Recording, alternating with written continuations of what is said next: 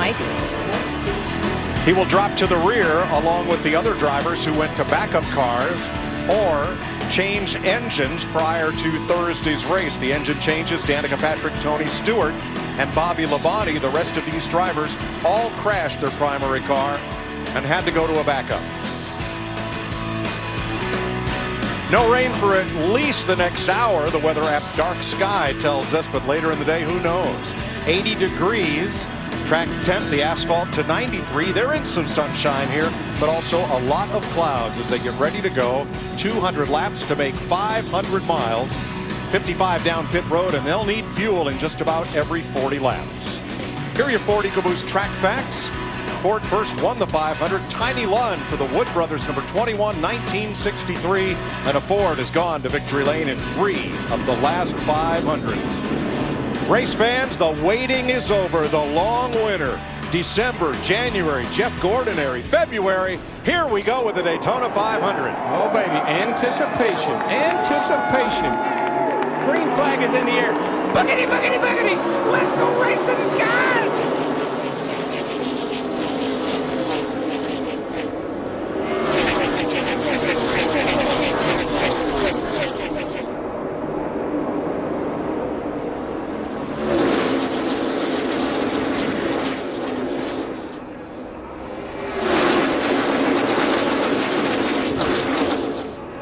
They come to full speed in the 3,000-foot backstretch. Pole sitter Austin Dillon in the number 3 had choice of lane.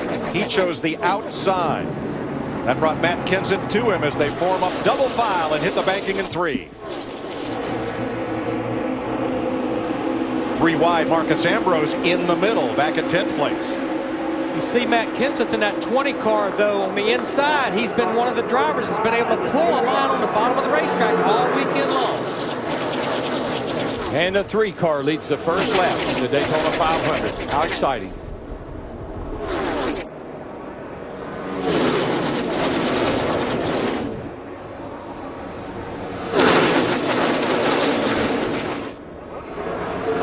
Coming up the middle, Brian Vickers, 55, along with Kyle Busch in the 18. And at the point, Denny Hamlin puts his Toyota in front of Dylan's Chevrolet. Here comes the 24 of Jeff Gordon on the outside with Kurt Busch in tow. Yeah, I believe when that 11 car Larry gets in front, what we've seen down here might be bad news for these other guys. That car has been so fast, and particularly when it's out front.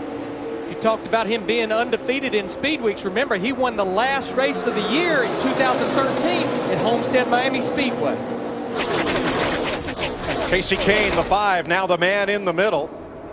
2 distinct rows, and the 20, that yellow and black Toyota of Kenseth up in front of Kane now as he and Trevor Bayne try to make something happen through the center lane.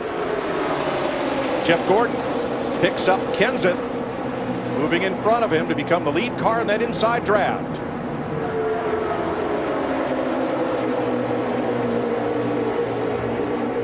And Kyle Larson's in the wall for the second time. Yeah, he got in it down here in turns 1 and 2, Mike, and I didn't think there was any damage to the car. Maybe a little cosmetic, but he's in it again. This is 1 lap ago, Darrell. Watch the 42. Yeah, he just kind of kissed it right there, and I thought he's okay, but might be having a tire going down. And this is what just happened up in turn 3, and Larson has made it to pit road. Heavy damage right front.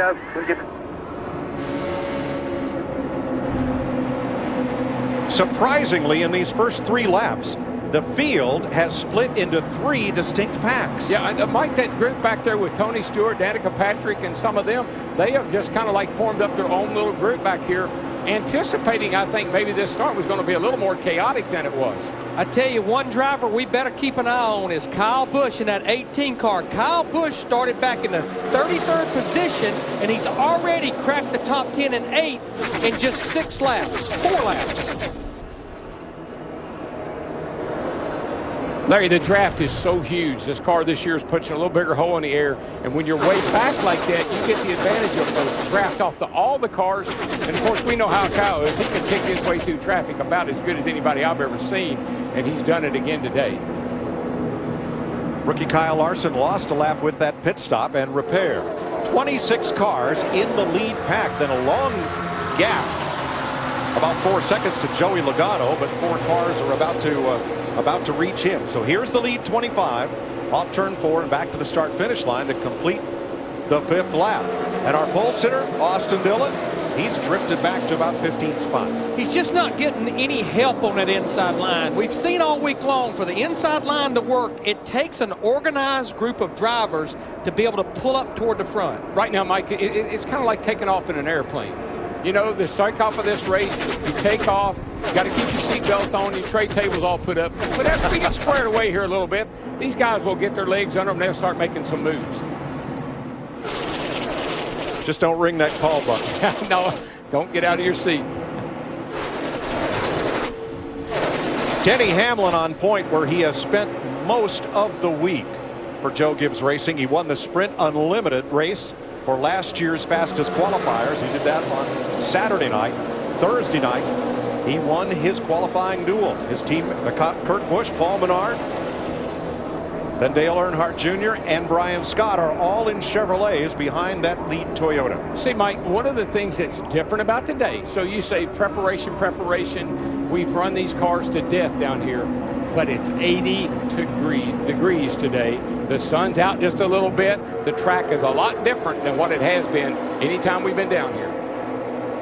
All right, let's get some updates first on what happened to Kyle Larson. Krista? Yeah, Mike, it's a torn right front. There you see the victim, the tire. It's pretty torn up for Kyle Larson, the rookie, just hanging onto his car when he came in. Now he's gathering feedback from his crew chief, Chris Heroy, his spotter, Derek Nealon, saying, we'll be okay, we'll get a caution, we'll get you fixed up. But that was the problem, a torn, blown right front. So Larson is the only car not on the lead lap, and should a caution flag wave, the first car in that position would gain a lap back. When you start the race, start with really low air pressure in the right side tires particularly, and that tire flexes. That thing could have gotten over into the sway bar arm, and that's why it cut it down so soon. Our pole sitter Austin Dillon led the first lap, but Steve, he's faded to 16th. What's up? Listening to his spotter, Andy Houston, Mike, he's telling Austin, just experiment, drive some different lines, get some different places on the track. Long way to go.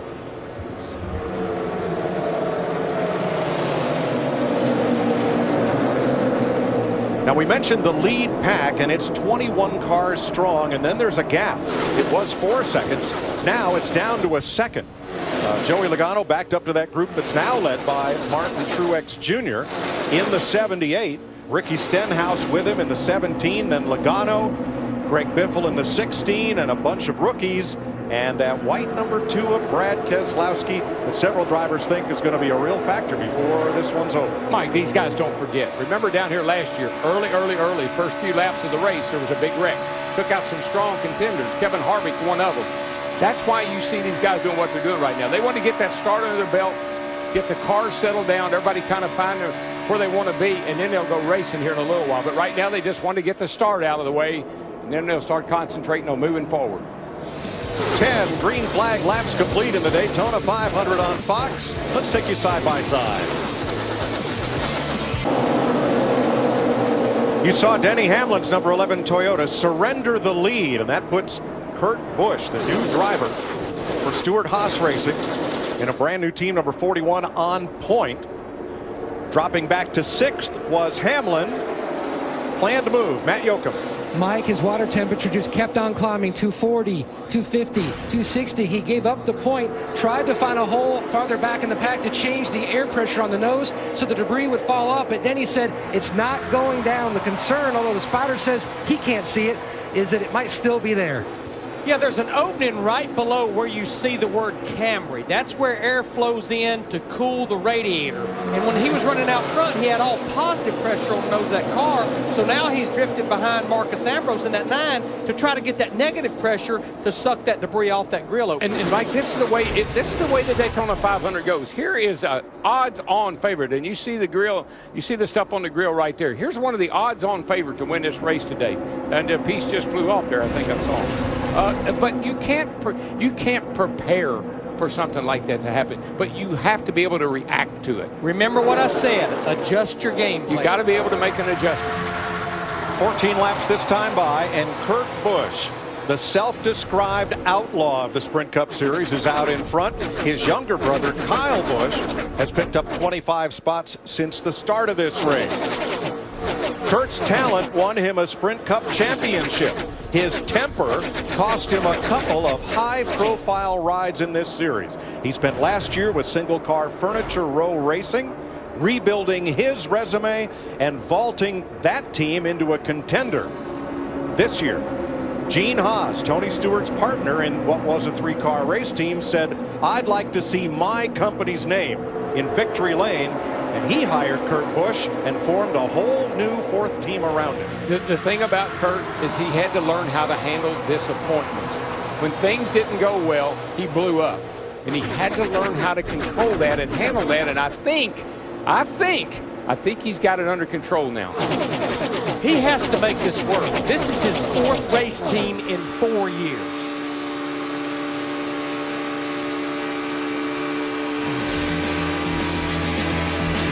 16th lap of 200 in Daytona Beach. Kurt Busch, Paul Menard, Dale Earnhardt Jr. out front. Still under green in Daytona as we introduce Budweiser Speed Tweets, a new interactive game where fans compete for a chance to race go-karts with Kevin Harvick. Visit Budweiser.com/speedtweets to register and for official rules. Kurt Busch still out in front here. He's led 9 laps after Denny Hamlin led 9, and Austin Dillon, the rookie, led the, not a Daytona 500 rookie, but rookie contender, led the first lap. Greg Biffle was running 21st. Ironically, the same spot Kyle Larson was running in when he cut a tire and hit the wall. Look at what happened to Biffle a couple of laps ago in the 16. Darrell, it's almost like Brad Keselowski in that 2-car was right there at that left rear quarter panel. It kind of pushes him up the racetrack a little bit. Yeah, I'd say there's a little arrow of push involved there. But here's the thing, Larry. This racetrack, I can't tell you folks at home how different this racetrack is today on what these guys have seen down here for the last week. I mean, most of our practice has been at night. It's been overcast. It's been cool. The track has a lot of grip. Right now, not much grip out there. Greg Biffle lost a lap making a pit stop for repairs. Steve? Yeah, Mike, we just saw the damage to the right side. What crew chief Matt Pusha was concerned about was whether or not that sheet metal on the right side was crimping the tire. So they did bring him to pit road. They've cleared the tires and changed 4 tires while they were in. Biffle's been one of the fastest Fords here all week. Well, the good thing is he has found one of his teammates, Carl Edwards, in that 99 car. And even though he's a lap down, he's the first driver 1 lap down could get that free pass. And he's running speeds comparable to the lead pack. 4 Chevys out front led by Kurt Busch. The first Toyota is Denny Hamlin 5th. The first Ford, Marcus Ambrose, in 6th. Hamlin diagnosed the overheating problem as trash on the grill and gave up the lead to get it fixed. I think we got it. No, thank you. Yes, we're good. Dropping quick. Dropping quick, he meant the temperature, water temperature. Yeah, he has to watch 2 things with his gauges because it's a pressurized system. And where you really get in trouble, if you get too much water pressure, then that pop-off valve kicks off. So it's watching water temperature and water pressure. I tell you how critical it is, water pressure and temperature. Most of these guys have moved those 2 gauges to the top of their dashboard where it's in the driver's line of sight so he doesn't have to look down at all. Caution flag waves in Daytona. Kyle Larson, who made a pit stop earlier after cutting a tire against the wall, and now he goes to the inside. Looks like a little more right front fender damage. Yeah, you know what, Larry? I got to believe it might be that sway bar rubbing on that tire. That would be my first thought. Oh. Not the way that little 21-year-old wanted to start this 2014 season. Great news, though, for Greg Biffle. We just had spoke about him. He's the first driver 1 lap down. And Darrell, in that spin, these cars run inner liners inside the Goodyear Racing tires, so the tire didn't go all the way down to the rim, but it looked like the right front was flat all the way around. Well, the right rear is flat, Mike. I can see the right rear there. That's why the car spun violently the way it did. You can see coming to pit road, he lost a right rear tire this time. Pit road is closed. There will be no opportunity for the leaders to stop this time around. If you stop when pit road's closed, you restart in the back. Now, Denny Hamlin told Darrell under the pace laps about how many drivers we have out there, and we now have 42 drivers on the lead lap. Pit road will be absolute melee right now with different strategies and probably every driver coming to pit road. Today's aerial coverage provided by Goodyear. Everything they learned making tires for the grueling demands of NASCAR inspires what rolls into yours. Goodyear, official tire of NASCAR. And you're not seeing double. One of those Goodyear blimps is making its final voyage here today. The Spirit of America, tail number N3A, will go into the Guinness Book of World Records for longest continuous use of one airship when it retires following today's Daytona 500. Here's another reason I really feel like pit road is going to be very chaotic, because with only running 22 laps, I think as we saw in the earlier races here at Speed Weeks, we're going to see most of these drivers do fuel only. When those drivers at the front of the pack, when they're full of fuel, they're going to be leaving their pits, and some of the drivers at the back of the pack, they're not even going to be to their pits yet. But Larry, this is my favorite pit stop. I finally get to come to pit road. I get them. If my car's not real good, I can get some adjustments made. I can debrief a little bit here. I can take a deep breath. We've got 23 laps under our belt. This is a great little break here. Regroup. Let's go again. And watch these athletes at skilled positions going over this wall. Many of them are former NCAA and professional athletes in other sports, because timing and agility is at a premium here to get that car on and off pit road as quickly as possible. Pit road is open. Krista. And we know how important pit stops are, as you documented, just trying to make sure they don't slide into their stall. Paul Menard, a fast car. He wants rear grip. The call for Paul on tires 2. Matt? Denny Hamlin hit pit road in the 5th position. He has an opening behind his box. Denny said the car was too tight. The Matt Kenseth, then the 20 car spins around, almost hits his teammate Denny Hamlin. Chassis adjustment, he's away to the 11. No chassis adjustments on the 41. Right side tires, Matt. Also, right side tires for Dale Earnhardt Jr. He says his car is a little bit tight and bottoming out just a little bit. Now, Matt Kenseth did a very smart thing here. You must complete your service within your pit box. There's no rule saying which way you have to be facing. We're under caution, 25 laps into the 500.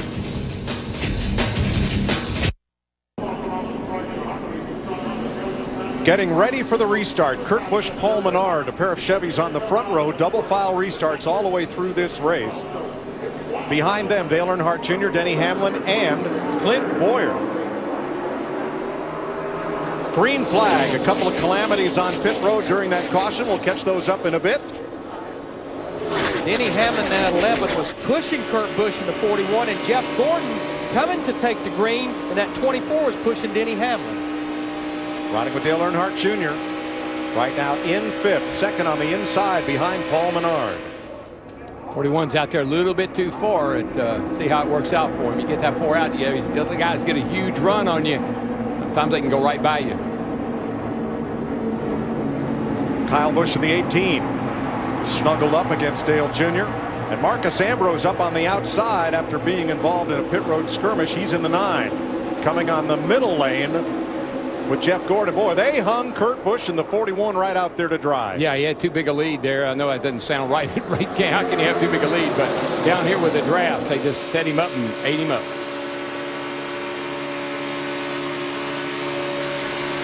Jeff Gordon pulling alongside. Those are teammates. Gordon in the 24, Earnhardt in the 88. You see our pole sitter, Austin Dillon, in that 3. He's worked himself back to the top 10, sitting there in the 7th position right now. 3, maybe 4 wide for a moment there as they hit the back straightaway and fan out.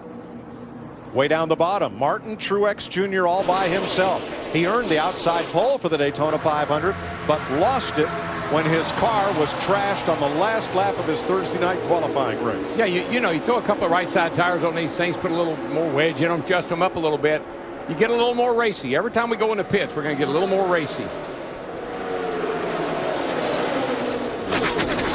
Truex has help on the bottom in that 78. Couple of cars going with him now, trying to march to the front.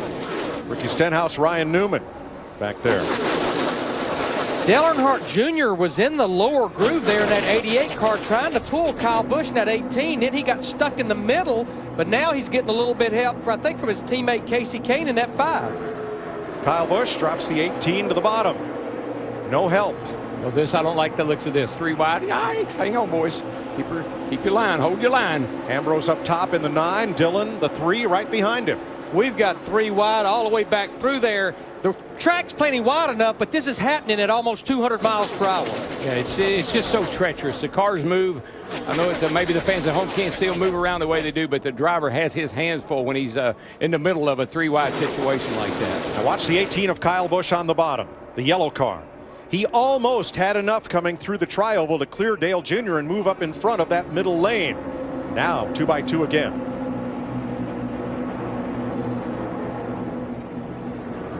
That's the other frustrating thing, Larry, is you're sitting there like Casey Kane was, and you can't get back in line anywhere, and you need help. Fortunately, he's going to get some here. He's got somebody coming up behind him here to give him a shove. That'll keep him from losing too many spots. Hamlin having a look at Paul Menard's lead. Menard, veteran short tracker from Wisconsin, who has won the Brickyard 400 in Indianapolis. Trying to score here at Daytona in that bright yellow number 27. And Darrell, before Denny Hamlin passed Paul Menard in that 27, he kept going up to the side of him and moving away, getting that side draft and that cushion of air there that pushes him away. Yeah, you know, Larry, every year we come down here, there's some catchphrase, you know, like it was a 2-car tandem and bump drafting, and last year the new car. This year trouble for Martin Truex, Darrell. That's not good. Smoking. Oh boy. Tough break for the Jersey driver. He will coast around to pit road, and at the stripe, Hamlin uses the high side and that wide radius to retake the lead, at least for a moment. And on the in-car radio, Martin Truex said it just blew up. Well, that's his backup car, and of course they had to Get something at the bottom or something, feel like? We saw Yeah, it's big. It blew up. That wasn't had no oil pressure right away, so. NASCAR has observers around the racetrack atop those Sunoco diamonds on the outside of each corner, and they relayed fluid on the racetrack. So as Truex coasts into the garage, caution waves for the second time. Now let's go back to the first caution flag and the run onto pit road that Larry predicted. Some cars would be going out as others were coming in. Watch the yellow car of Matt Kenseth, the red and white one of Trevor Bayne. Was there contact there? Because Kenseth goes right around and then forward into his pit stall. Boy, he was sure way out on pit road to be that close to his pit box. Well, it's a good thing he was, because look, I mean, he just basically spins you right into the box. We'll explain that in a moment, but first, watch the 9 of Marcus Ambrose and the 10 of Danica Patrick. Patrick coming in on our Fox Super Zoom, Ambrose going out. Yeah, the problem, Marcus Ambrose in that 9 was running 6, did fuel only. Danica Patrick was running 31st. This is what I was talking about. Ambrose is leaving, and Danica Patrick, you're riding with her here, she's not even made it to her pit box yet. And Larry, remember something. This is the first time since we've been down here that all cars are on pit road at one time. We've had the field divided with the unlimited races and the sprint race, but this is the first time all cars have been on pit road. That's the first time right there.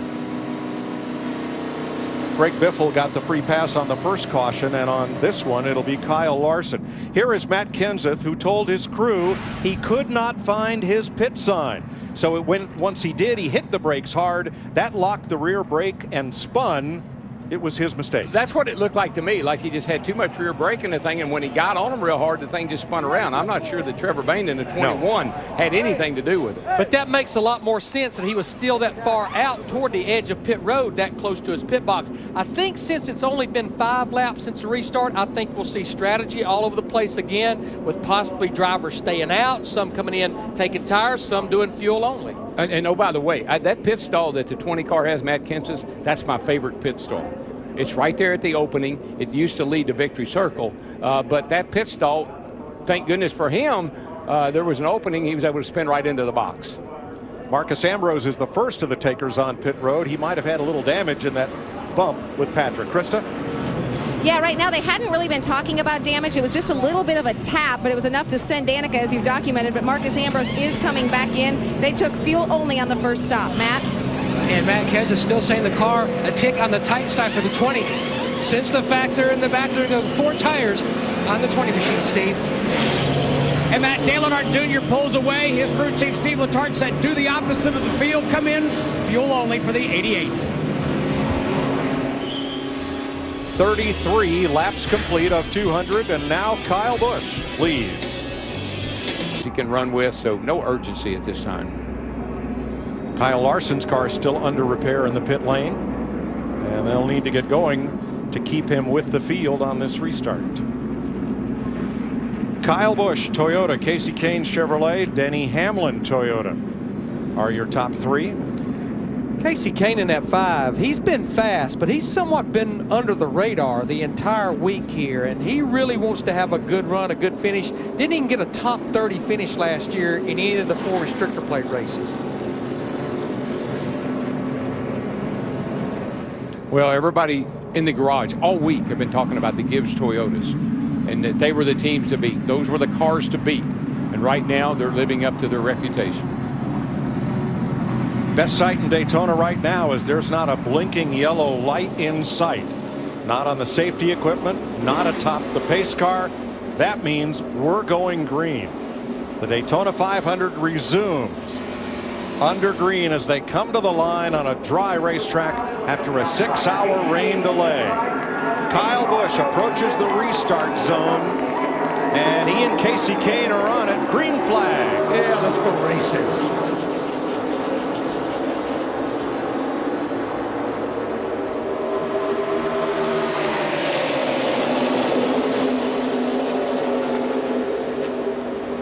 Three Gibbs Toyotas at the top 4 as Hamlin pulls alongside his teammate Kyle Busch in the yellow car.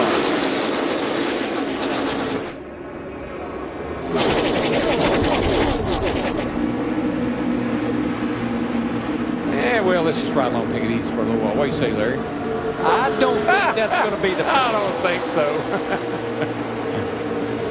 Let's just get real. 3 wide. Let's go. Let's get it done. Cole Witt, that 26 car, Marcus Ambrose in the 9, making it 3 wide in the back in the middle of the pack. And on a green racetrack, scrubbed clean of rubber by the rain, they're finding out now at 195 miles an hour how these cars handle differently than they did this afternoon. That's exactly what I expected.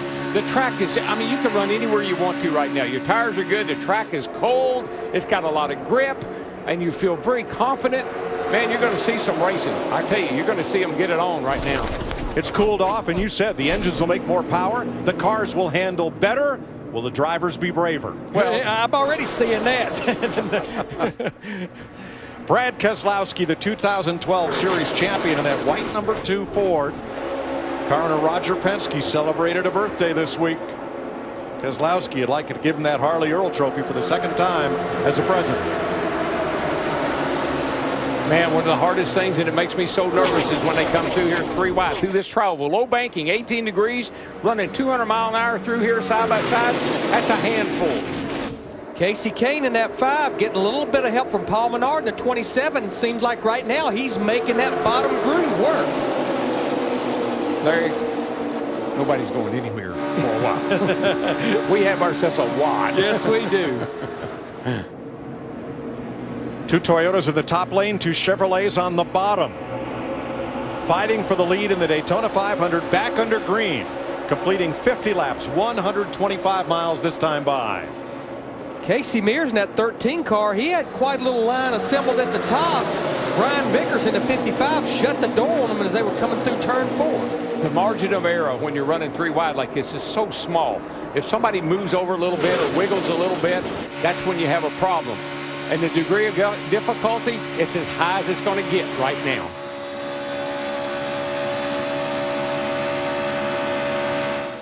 Looking at Keselowski in the middle, and that's where Kyle Busch is right now, because Casey Kane down to the bottom with the 27 of Paul Menard is gunning for the lead. But here comes Keselowski into 2 right up behind Kyle Busch in the 18. They're going to try to make that middle work. There's Denny Hamlin, Kyle's teammate. That is 3 wide, 6 rows deep. at 195 miles an hour. Folks, I hope you stayed up and you're ready for some exciting action here at Daytona, because we have got it.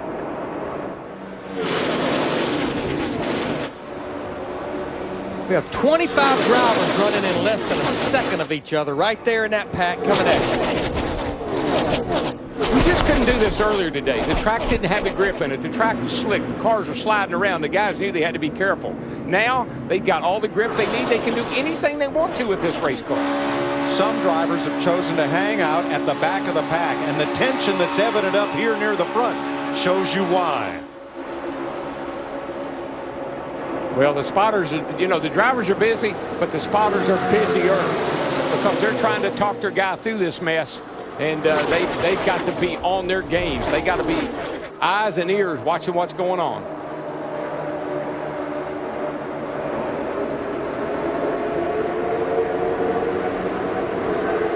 And what I love about my driver buddies, they make this look so easy. Nothing to it. We're 3 wide. We're 195, 200 mile an hour. Yeah, nothing to it, folks. These guys right now are about as tight as you're going to get all night long. 2x2. 2 Toyotas on the outside, 2 Chevys on the bottom. It's just like Noah's Ark, except Brad Keselowski in that white Ford number 2 right in the middle. Yeah, Noah would have gotten there a little quicker if he'd been in one of these Arks, I might say.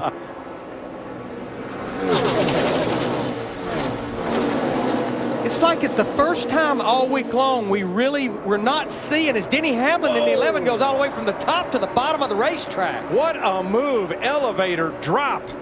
Hamlin down to the bottom, sweeps up high, picks up Kyle Busch again. He was trying to break the draft of those other 2 lanes. He's trying to break out of the bubble. That big bubble of air, he's trying to bust out of there, and he can get his teammate Kyle Busch to push him. He might be able to get out of there and get out in the front. But Darrell, you said it before we went back racing. This racetrack, it's given these drivers confidence. That's what allowed him to make that move right there. They are happy with their cars right now. I'm sure that they're just talking about, you know, where am I, who am I running with, and what's going on the racetrack, not even talking about handling issues. How about that silver car? Number 32, Terry Labonte, 2-time Sprint Cup champion, has said after Thursday's qualifying race, this will be his final Daytona 500. He is tied with Richard Petty for second on the all-time list with 32 starts. Dave Marcus has been in 33 500s. Well, he just motored by one of his former teammates there, Jeff Gordon. Terry used to drive for Hendrick Motorsports, and Terry's giving that old 32 car a Frankie start. A pretty good ride tonight. 7th place. But that's the unpredictability of the Daytona 500. We have said it. If your car will crank when they say, ladies and gentlemen, start your engines, you can be in position to win this race. Seems like a long time ago we said, as Kevin Harvick, who you're riding with, has just laid down the fastest lap of the race. At the top of the day, we said 43 drivers woke up this morning in Daytona Beach with the same thought: I can win the Daytona 500. Terry Labonte among them, running in the top 10 at 54 laps as you ride with Kevin Harvick.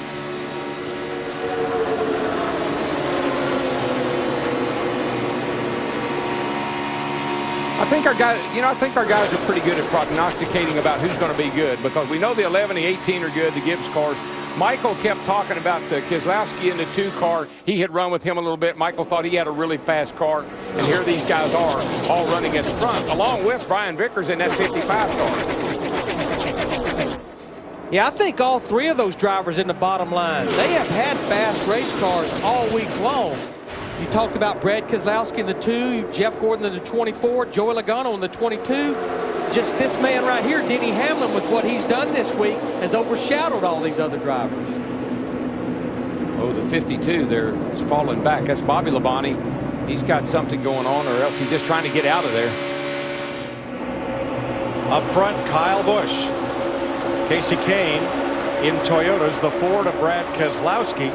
Brian Vickers, Jeff Gordon, Joey Logano. Keselowski.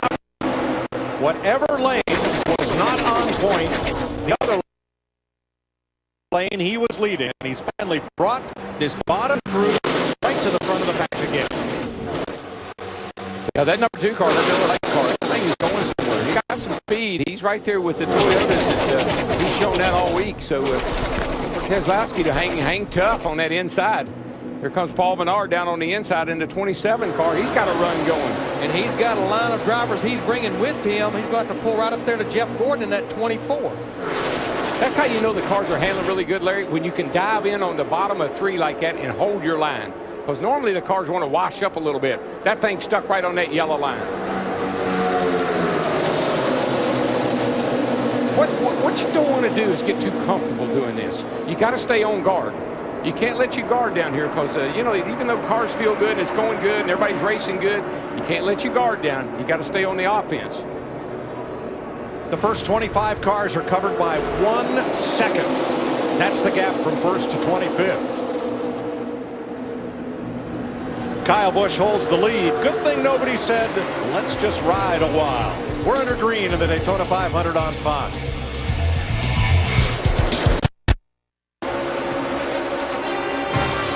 "60 laps complete, 150 of 500 miles in the books."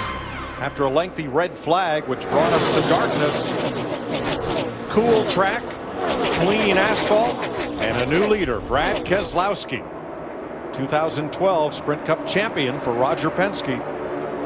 Out in front, he won the title in a Dodge. Penske switches to Ford. Keselowski has the fastest one of those in Daytona right now. Yeah, in the pre-race show, Chris asked me did I think the Fords would be competitive tonight. And I said, you know, they qualified really well. They've shown some speed, but we haven't seen it in the race. We're seeing it now. The 2 car is out there and leading this thing. He's going somewhere.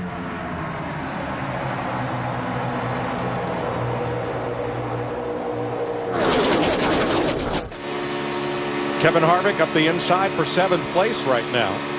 New team for Harvick. He joins Stewart Haas Racing. Car number changes to Ford. This is the team that Ryan Newman had last year as 39. New driver, sponsor, and car number. Sorta, with the new crew chief, Rodney Childers. Great crew chief. Our pole sitter, Austin Dillon, led the first lap. And now he's settled back in the 2nd pack. He's in 38th place after starting this race first.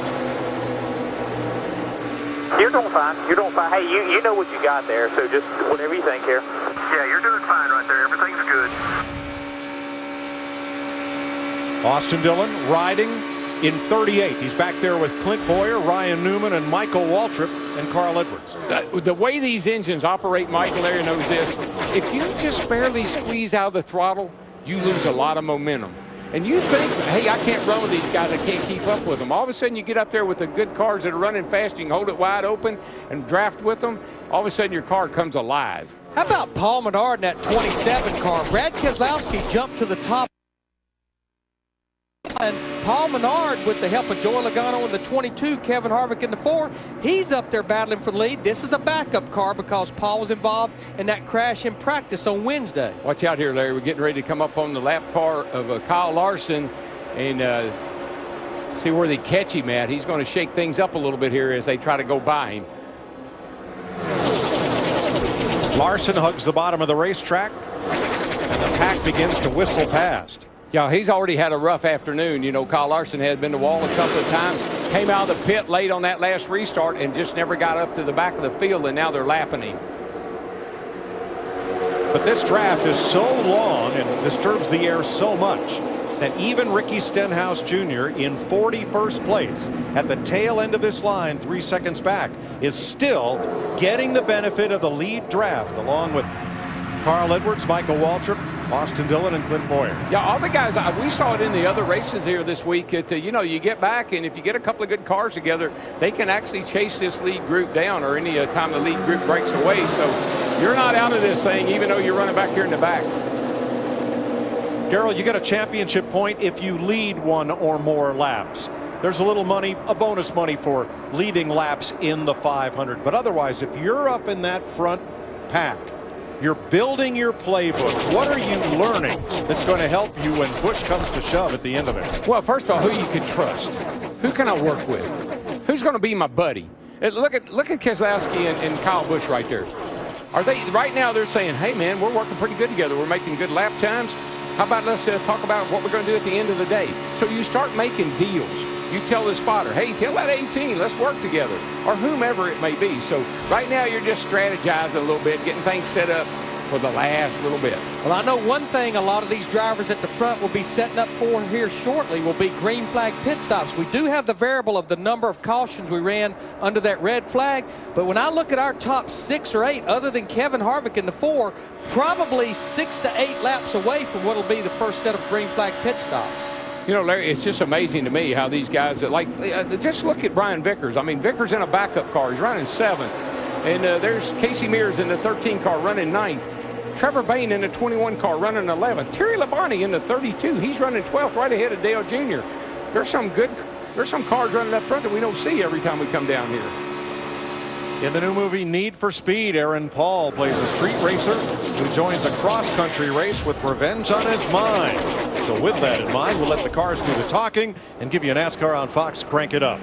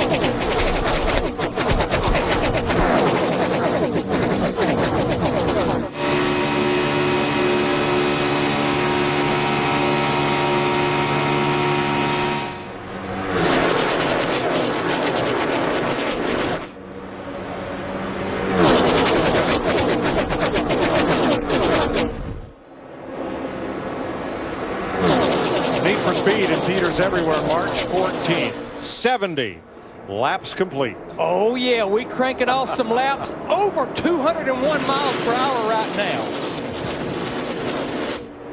I think we're at max speed. Yes, sir. I think we're seeing max speed right now. Well, Joey Logano, the 22, is at max position first. Steve Burns. Yeah, he and his teammate Brad Keselowski running nose to tail. The only report from Joey Logano thus far is his car is just a little snug going into turn 1, Matt Yoakum. Denny Hamlin currently in the 7th position. Now, when we went back to green, there was an intermittent problem with Denny's radio. It was scratchy, it was difficult to hear, and he could only hear them part of the time. He went to the backup radio. He could hear fine, but then it began to get faint. Now it's a problem, and they're looking at ways of possibly changing out one of the wires on a stop. That's one of the things that happens when you put these cars under the car cover when it's been raining. A lot of moisture. We saw it on the windows in the cars when they uncovered them. A lot of moisture inside the car. It can mess with the radios. It can mess with a lot of the wiring harnesses. I've seen that happen many times. Happens to my MGs when I park them outside. I don't even need a car cover. Lucas Electrics. All right. Up front, Paul Menard battling Joey Logano. Logano on the outside with help from his Ford teammate. And Gordon. Jeff Gordon. He's coming to pit road. This will be a scheduled pit stop because Jeff Gordon is one of the drivers that stayed out on that last caution. They have to be a lot more cautious getting on the pit road because, Steve, it's damp at the entrance. And Jeff Gordon's going to take 4 tires on this stop, guys. Remember, he said his car was just a little bit tight, but that was hours ago. It doesn't look like any chassis adjustments on the 24, just 4 tires and fuel. He does get a windshield tear off. I just don't think he was happy with his car. He kind of got caught in the middle there. He kind of fell back. I thought he felt like it was a good time to come on pit road without anybody else being there, with nobody in his way. I think it's a good move. And Darrell, he had radioed he was not happy with the driving of the driver immediately behind him. That may be why he peeled off 1 lap before this group. Krista?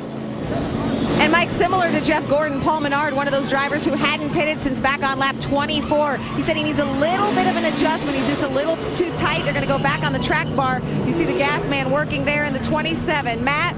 And Casey Kane is in with the 5. Right side tires going on.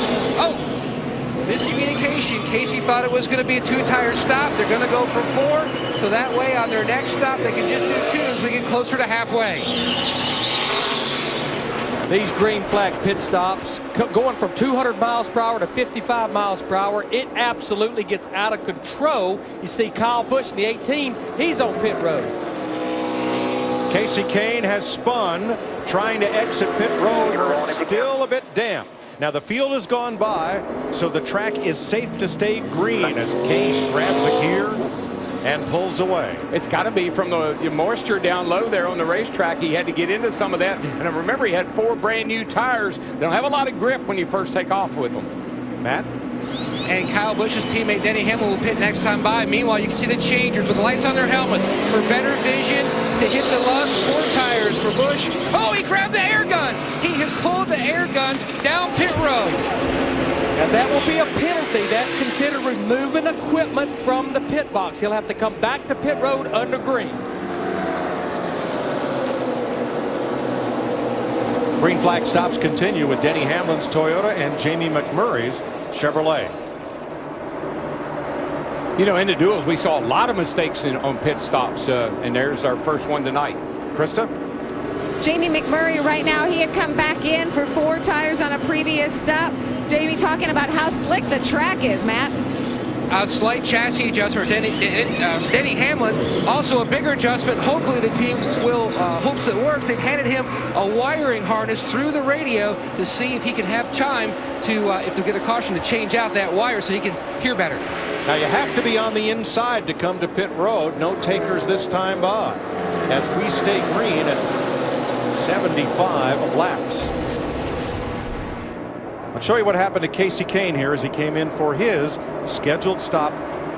Going out of the pits, just right there at the apron, at the exit of pit road. It's still damp. I just think it's 4 sticker tires, a little bit of moisture, and he gassed it up, and when he did, the thing went around, and now here's the 18 pulling that air gun out of his pit box. NASCAR rule, if you remove equipment from the pit box, it is a pass-through penalty, which means as the field rockets past at 200 miles an hour, Kyle Busch is going to have to drive down pit road at 55. Here are the Penske Fords, Keselowski and Logano. They are teammates, but right this moment, they are competitors, trying to beat each other to the entrance of pit lane. They're racing them. I mean, they're racing into the pits. Steve? Mike, Brad Keselowski's comment moments ago was that his car was just a little bit on the free side. Remember, Joey Logano said just the opposite. His car was a little bit tight. Right side tires going on for Brad Keselowski. No other adjustments. Oh, there it is, a chassis adjustment on the 2 car, and they will take 4 tires. Meanwhile, Joey Logano's team also changing 4 tires further up pit road. There are still 11 cars on the track, Larry, that haven't been to pit road since the red flag. And Trevor Bayne, the surprise winner of the Daytona 500 a couple of years ago, out in front of Eric Almirola driving for Richard Petty. That number 43 has been to victory lane here 7 times. Pretty much a rule of thumb, and Larry knows this, if you're going to take 2 cans of fuel, you might as well take 4 tires. You're going to be in the pits that long. So, and I don't know, Kyle doesn't need to mess around here. Kyle Busch in the 18, he needs to get on pit road because he's going to get the black flag if he doesn't. Well, I think he's already received the black flag, but he'll get the black flag with the white cross, which means you're no longer being scored. Ooh, that's that real ugly black flag. Richard Petty won the Daytona 500 7 times. His number, 43. He is still the principal of this race team for Marcus Ambrose and Eric Almirola, whose car carries Petty blue, and the number 43 for Smithfield, as you're watching the ham cam on the Tampa, Florida driver as he leads the Daytona 500. That's what it always just kind of makes me chuckle sometimes when I think, man, it took me 17 years to win the 500. It took Dale 20. Some guys have never won. Some guys only won it once. Yeah, but Richard Petty won it 7 times. Gosh, 7 times. No, look who has joined Mr. Eric Almirola up there at the front. We're looking at him right now. Hello. 06-time Jimmie Johnson in that 48 car. Yeah, he got his mirror adjusted, man. He's happy now. Now, they were last on pit road before the red flag, and here they come. Whoa, Almirola, buddy. Petty, there's Whoa, about buddy. 10 of them. Woo. All trying to get on pit road at the same time. Almirola, Petty, Kenseth, and more, Krista. Wow, that got hairy, and that's why Chad Knaus, the crew chief for this 48 car, told his driver Jimmie Johnson pit tight to the bottom. He knew it was going to be squirrely on the pit road entrance. Matt? And they reminded Matt Kenseth about his brakes. If he had too much rear brake entering pit road, 4 tires this stop, just like on the previous stop, 32, Steve. Matt Kurt Busch saying his car is a little bit on the loose side. They're just going to chain left side tires. Meanwhile, Eric Almirola in the 43, his car is a little bit loose. Trevor Bayne on pit road as well. Carl Edwards, Marcus Ambrose, Dale Earnhardt Jr. also stopping in that group. And now everyone who last stopped at lap 38 has been on and off pit road. Want to take another look? Oh, yeah, let's do. This is one of those hey, watch this moments, I can tell you. Woo, this is the biggest group of drivers we had making green flag pit stops. It all started up at the front of the pack with Eric Almirola almost bringing that entire inside line with him. Yeah, but watch this. I mean, the tires start smoking. The 21 gets into the back. I believe he got into the back of the 41 car. Got a little bit of damage right there. Kurt Busch's car. The 21 got some fender damage. Leader, last year's pole sitter for the Daytona 500 in green and orange, Danica Patrick. And obviously she's in the middle of the pack of these drivers because all those drivers in front of her, they have made a green flag pit stop. And a tough break for Almirola. He dragged equipment out of the pit box and were corrected. It is not a pass-through penalty. It is a more major penalty as he carried the jack out of his pit. As Kyle Busch served, so will Almirola, a stop-and-go penalty on pit road. Danica Patrick leads the Daytona 500. 89 laps complete, 111 to go in Daytona. Last time by 7 drivers, led by Danica Patrick, the race leader, came to pit road, and completing the cycle of pit stops 1 lap later, Michael Waltrip, who picked up the lead in this race that he has won twice. So we have cycled through, and that means that number 27 of Paul Menard is your race leader. Denny Hamlin in second, and the 5 of Casey Kane. Remember, he had that spin at the end of pit road exiting the pits. He is on the tail end of the lead lap. And remember also Kyle Busch in an 18 car dragging equipment. He and Casey Kane were trying to get nose to tail and fight off this group of lead drivers, but they were not able to do it, just were not quick enough. Trouble for David Reagan. His car's being pushed back to the garage area. He would be the race's second retiree, joining Martin Truex Jr. And Mike, I believe I do see a marked improvements in the performance of the Fords. Carl Edwards now running in 4th place. We've seen the 2 car up there. We've seen the 22 car up there. Looks like the Fords have got a pretty good race package under them tonight. Isn't it strange? When we ran single car practice and single car qualifications, everybody was talking about the Richard Childress Chevrolets and the fastest being Austin Dillon. Then when we got into race trim, it was the Toyotas of Joe Gibbs Racing, and now it's those Fords. But I think I know why, Mike, and Larry knows this too. When we come to Daytona, there's 2 ways to come down here. You come one way with the car that will really qualify fast, a really low drag car, not a lot of drag on the car. And that car's going to run fast by itself.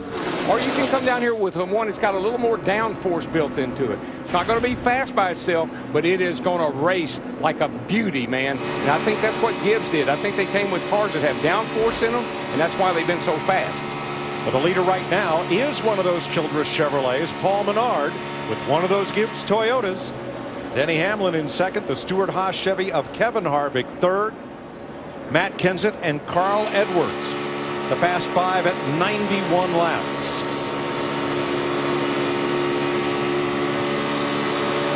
There's another car that's creeping into the picture. There's Matt Kenseth in the 20 car, spun in that earlier session, got backwards on pit road, and he's made a nice recovery. And Matt has fought his way into the top 5. So you've got the 11 and 3rd, the 20 and 5th, and of course the 18's fast, but he's got to get back on the lead lap. This track has definitely changed, and for the better, since the 6-hour rain delay. When we dropped the green flag shortly after 1 p.m. Eastern Time, we had 5 lead changes in the first 100 miles. Then the rains came. We've run 50-some laps since, a little over 100 miles, and we've had 20 lead changes since we restarted. 97 laps in. Paul Menard, your leader. Time for the mid-race report, brought to you by Fox Sports 1. And after the longest rain delay in the history of the Daytona 500, 6 hours and 22 minutes, Kyle Busch led at the 100-mile mark. Eric Almirola led at the 200-mile mark. There have been 14 different leaders so far. Darrell Waltrip, who are you keeping an eye on? Look, Chris, this is a no-brainer. The guys wrecked 2 cars. They were old cars. They were last year's cars. They break out a brand new this year, new generation car. And the driver says it's the best car I've ever had at Daytona. He's the defending champion. He's already won the Daytona 500 once today. Jimmie Johnson to victory circle. Austin Dillon, he started on the pole. He dropped to the back of the pack, been riding around. Gil Martin's been kind of holding him back. He's finally let him get up there and start to race these guys. He just ran the fastest lap of the race, Larry. Jeff, Denny Hamlin came to Daytona a man on a mission, and he has backed it up with his performance. He ran the Sprint Unlimited, the Budweiser Duel, and I think he'll become the first man in the history of Daytona to win those 2 and the Daytona 500 in the same speed weeks. Krista. Danica Patrick told me that being prepared is never a problem for her. What is overthinking things. She is not doing that tonight. She is letting her car do the work. She's very quiet on the radio. They took 2 tires, and she is extremely comfortable right now. Paul Menard led the halfway lap. He's won the Brickyard 400. History, though, not on his side tonight. The last driver to win the Daytona 500 after leading the halfway lap, Davey Allison, back in 1992.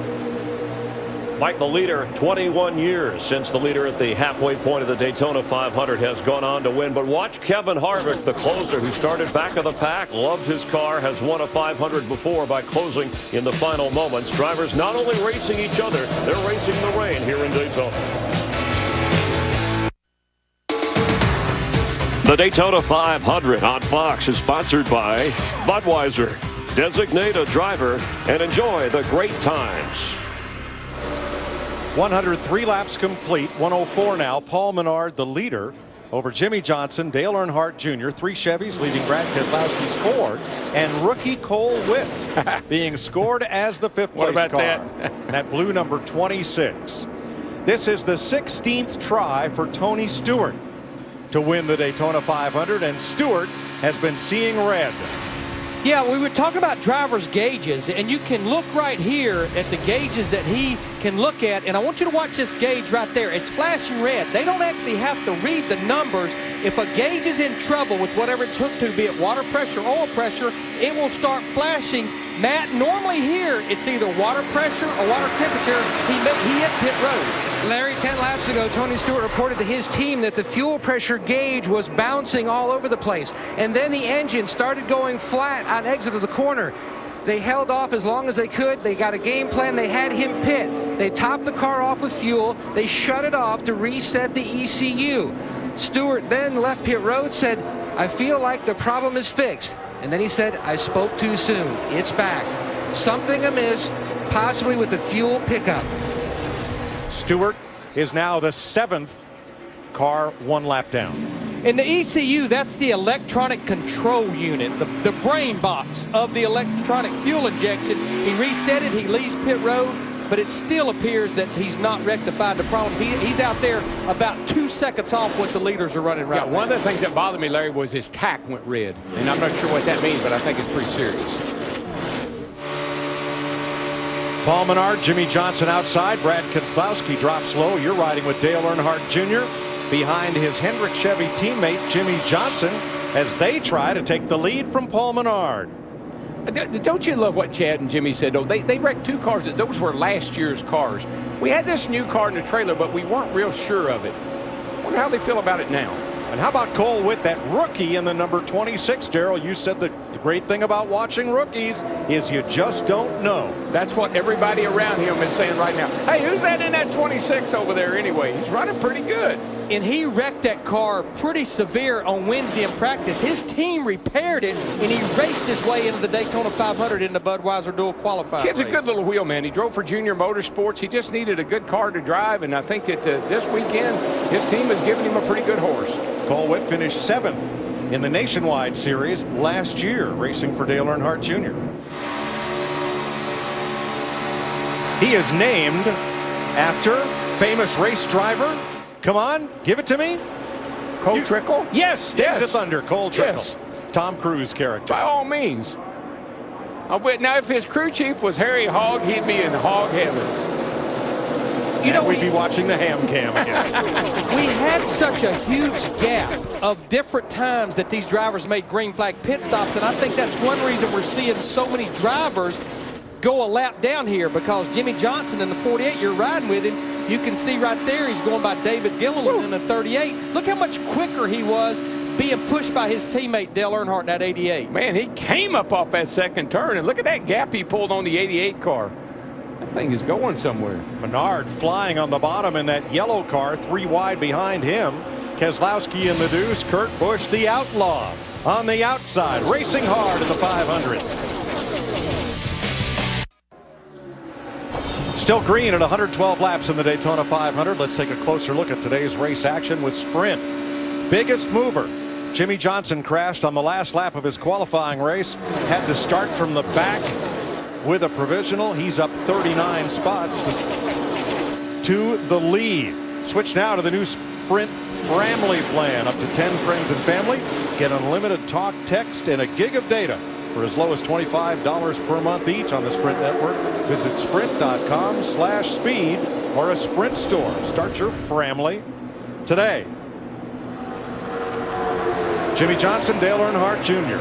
Nobody's talked much about Rick Hendrick's team this week. Even their drivers were mentioning others as favorites to win the 500, but 2 of those 4 are out front right now. Oh yeah, the cream rises to the top, and we know Jimmie Johnson is going to be a factor in this race. We knew that. We knew Dale Jr. was. Dale Jr. had been second like the last 3 or 4 times down here. Jimmie's the defending champion. Krista. Paul Menard brings the RCR Chevy in extremely fast this week, all at Daytona. Right now he's saying just a little bit tight, 2 tires on the 27. Meanwhile, the 4 also taking 2 tires. Kevin Harvick has been really solid tonight. Jamie McMurray in and out, along with the 40 of Landon Castle. And I neglected to mention on the last round of pit stops, the 23, Alex Bowman, a rookie, was penalized for too fast on pit road. More takers this time? Yes, at least a couple. Peeling off to the inside. Whoa, got a car around. It looks like it might be the 31 car. It's the 7. No, it's the 7 car. Almost got Casey Kane in that 5. Another rookie, Michael Annett, in his first drive for Tommy Baldwin Racing. Yeah, he got down in that really wet part of the pit road entrance down there, and it just turned around with him. Nice job of hanging on to it, actually. So they'll have to change 4 tires after flat spotting those. And he nearly collected Kane, who had his own problems on pit road earlier. And my apologies to Ryan Newman. I just saw the black and yellow car, and the first thing I thought was the 31 car. Kasey Kahne, too fast entering pit road. But he was trying to get out of the way of Michael Annett. There is no, I mean, I know speeding is speeding, but that is why Kasey Kahne was speeding. Brad Keselowski brings his Ford to the point, taking the lead from Jimmie Johnson and Dale Earnhardt Jr. Kurt Busch on the inside in the 41. And let's show a replay of what Larry was talking about entering pit road. The 7, Annett, is going so fast, there was no way he could really get it checked up. And Kasey Kahne had to take he had to gas it right there to keep Arnett from getting in the side of him. I would have to say Kasey Kahne's spotter, Kevin Hamlin, was telling him what was going on there behind him. The penalty would certainly be less damage than if Annett had spun into him. Well, just think about it. Kasey spun leaving pits earlier tonight, and now that time almost had a calamity getting in. Yeah, he was already a lap down. 4 cars to the pit lane this time, led by Brian Vickers in the 55, Denny Hamlin, Bobby Labonte, and Ricky Stenhouse. Matt? And the 11 guy's up on the wall. Hamlin says the car is tight. They're going to try to work on that condition more with an air pressure adjustment.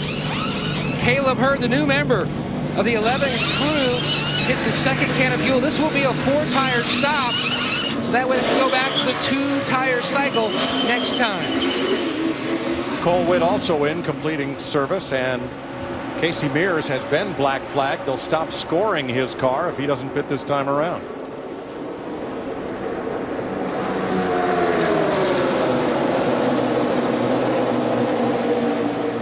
Kyle Busch is in. Jeff Gordon right behind Kyle. And Mears will come in and serve his penalty. Scheduled green flag pit stops. A lot of sparks from behind Kyle Busch's car as he stops, Matt. And Busch said nothing on the radio about any possible issue. They're going to make a wedge adjustment. Kyle said the car was extremely free, Steve, through the tri-oval. And Jeff Gordon on pit road, just right side tires, long fuel stop for the 24, but just rights. Sounds like those Gibbs cars who we've been bragging on all night long. All of a sudden, you know, Hamlin's really tight in the 11, and got Kyle Busch in the 18. He's really loose, so they got to get their act together here as we get down near the end of the day or the night or the race. You see Brad Keselowski in that 2 lead. He should have to be on pit road here pretty quick, but Jimmie Johnson in the 48, Dale Earnhardt Jr. in the 88, they can run a few more laps because they were 2 of the last drivers to hit pit road during that last set of green flag stops. They are in the trunk of Tony Stewart, who thought he had fuel pressure issues. Now Casey Kane angry about that penalty, but it's a computerized timing system on pit road. Kind of like those red light cameras, and here's what he said. We were going to get run over by a wrecked car because of their wet pit road, and they're going to penalize us? Yeah, we're going to go another lap here. I feel for him. I really do. I understand. We saw what happened, and it's a shame, but you know, the rules are the rules, and that's the job of the officials to make the calls. Well, and I think to add frustration, he was already a lap down fighting to get it back, and here he has to serve this penalty, so it just continues to go the wrong way. You're going to see him right here. He looks in the mirror and he looks out the side. Whoa, I got to get going here. And you see the fire come out the side after that. So he saw him coming. He knew he had to speed up or get rammed into. He has a great point, but the timing system is computerized. The rule is finite. I don't think there's room in that rule for interpretation. Well, in my rule book there would be, but not in NASCAR's. The Penske team cars in together once again. Keselowski the 2, Logano the 22. And Steve, on these green flag stops, they've been pitting together, so they have a drafting partner leading pit road. Exactly, Mike, and we anticipate both cars taking on 4 tires on this pit stop. You're watching Brad Keselowski to your right. They do, in fact, change 4 tires. Small chassis adjustment for Brad Keselowski. He likes his car otherwise. Logano getting his left side tires on it again. No chassis adjustments to Logano's number 22. Thanks, Steve. 123 laps complete, this time by Jimmie Johnson, trying to win the Daytona 500 for the 2nd year in a row. His wingman, his teammate, Dale Earnhardt Jr., they're 1-2 in Daytona.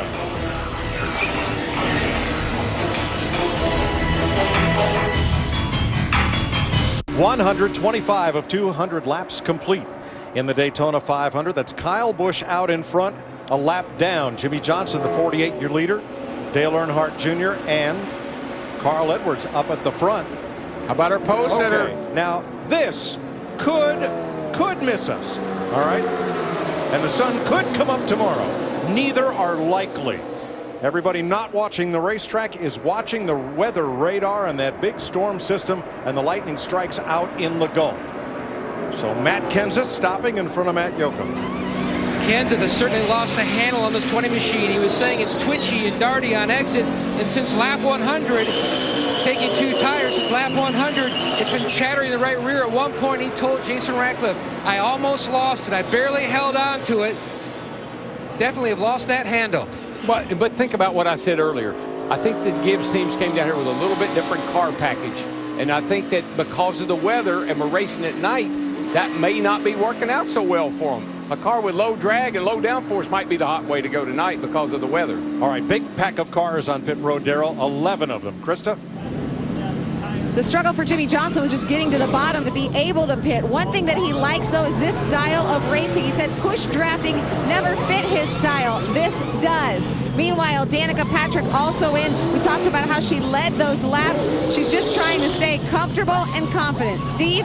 Krista, 2 tires for Dale Earnhardt Jr. Steve Letarte, the crew chief, reminding him, leave on me, not when the jack drops. They wanted to get enough fuel in that 88. Green flag pit stops, and still there, Clint Boyer, Matt. Toyota, Clint Boyer on pit road. They started the change of tires. He says, guys, it is starting to blow up. They're called to make the raise the hood and see if it might be some minor issue. Boyer has gotten out of the race car, obviously upset and frustrated. His chances for the 500 gone.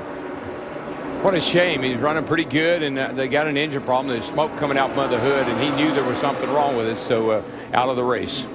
About Brian Scott in that orange 33 car there in the middle of the pack. He's actually the leader of the race. Now, he was one of the last drivers to pit during that last cycle, so he can run a few more laps here, as well as Justin Allgaier, Michael Waltrip, and Ryan Newman. Yeah, he's been really impressive in that 33 car. That's one of Childress's cars. He's done a whale of a job in this thing. He's coming in. He's bringing her on pit road, I can tell you that. And coming in hot, up from the Nationwide Series, where he has 142 starts, 2 second-place finishes. For Brian Scott, rookie Justin Allgaier, and Ryan Newman on pit road with him. And we cycle around to our leader is once again Michael Waltrip. My brother is an interesting dude, I got to tell you. I don't know how he does it. I've never been able to figure it out. But he always finds a way to be in the front at Daytona when it counts. And you know what? There's weather in the area, and he knows how. He's won this race, a rain-shortened race here a few years ago. But Darrell, I think he's going to have to come to pit road, and I think you're seeing he's headed there right now. Josh Wise just ahead of him, driving for Phil Parsons Racing in a car that finished top 10 in the 500 last year. And here's Michael's stop. Krista? It'll be 4 tires and fuel for Michael Waltrip. One issue that he had earlier in the race, similar to other drivers, having trouble with the radio. He had to change radios when he went back racing, Matt. And catching up with Clint Boyer, he's walked from his race car, heading back to the hauler. Can you even begin to put into words the disappointment and frustration of losing the motor? Nah, it's just a frustrating day. You know, from first the rain. I mean, if it was going to blow up, I wish it had blew up 4 hours ago, you know. I could have been home watching, but just disappointing. The guys worked so hard for this race. Everybody's out there having fun, and we broke our toy. Thanks, Matt. Very dejected Clint Boyer. And we talked about the strength of the 4 drivers. How about Carl Edwards in that 99? His teammate Greg Biffle in the 16 up here leading the Daytona 500 with about 70 laps to go. Boy, there's something wrong with that 20 car. Matt Kent's a yellow car down on the bottom here. They just blew by him. Carl Edwards, Dale Earnhardt Jr., Jimmie Johnson, Greg Biffle, and Joey Logano, the front 5, as Clint Boyer climbs out. His night's over. NASCAR's most popular driver, Dale Earnhardt Jr., won the 500 in 2004. This is his 15th running of the Great American Race, and now he has led in 10 of those 15 tries. Here's the pass on the 99 of Carl Edwards. And I don't think there's any mistake in it. These guys have been told there could be some weather coming, because I see a lot of intensity. Look at the 18 trying to force in front of the 43 there car of Almirola. I mean, these guys are starting to make some pretty bold moves here. Watch Dale Jr. They're not messing around right now. They're going like it's going to be the last lap.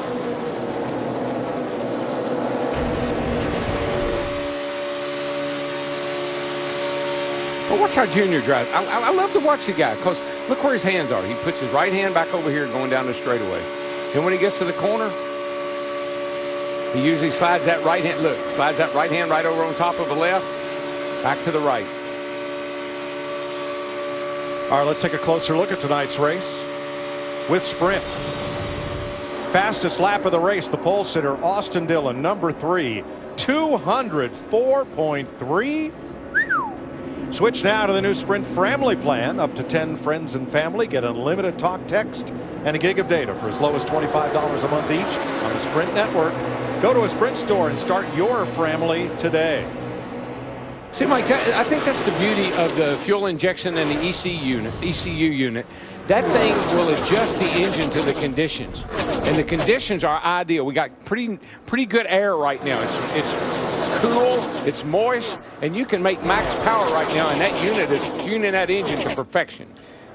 You know, Darrell and Mike, we have 63 laps to go. With the way that last set of green flag stops went, every driver out there has to make one more stop, and I think every driver can make it on one more stop, and those pit stops should start about lap 158, roughly about 20 laps from now.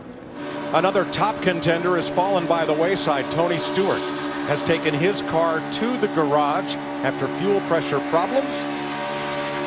And the 20 of Matt Kenseth may have had an issue. Matt? Mike, during his pit stop, we told you from lap 100 on, Kenseth had been complaining about his right rear tire chattering, and he had a hard time holding onto the race car. Now, the good news for Kenseth fans, here in the pit, when they took the tires off, they looked at the right rear. A huge gash. The tires still held air, but the Goodyear engineers looked things over. They think that might be what Kenseth was feeling in his race car, and he hasn't reported anything since. The crew says no news is good news, Steve.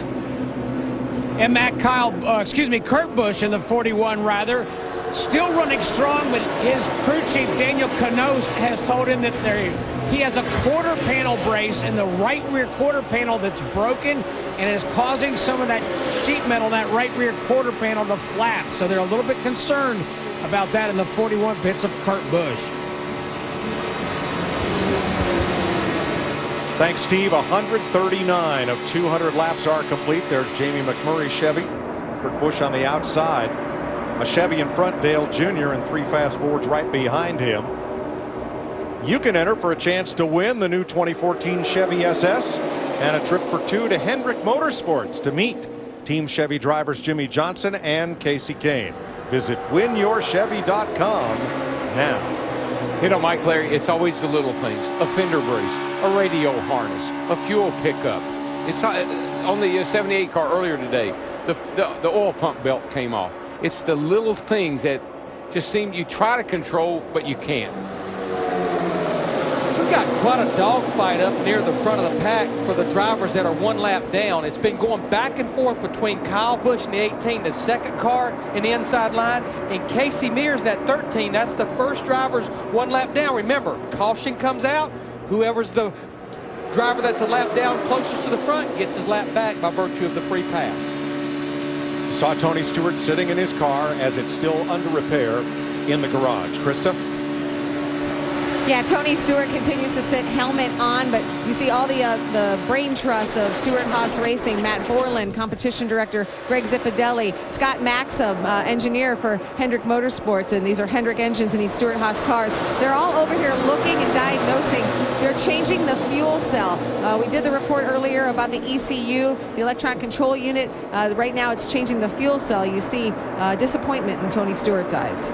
We know the Hendrick group had some engine issues before qualifying, but this is not relative whatsoever. They lost bottom end. This is absolutely a fuel pressure issue. And for Tony Stewart, it's devastating.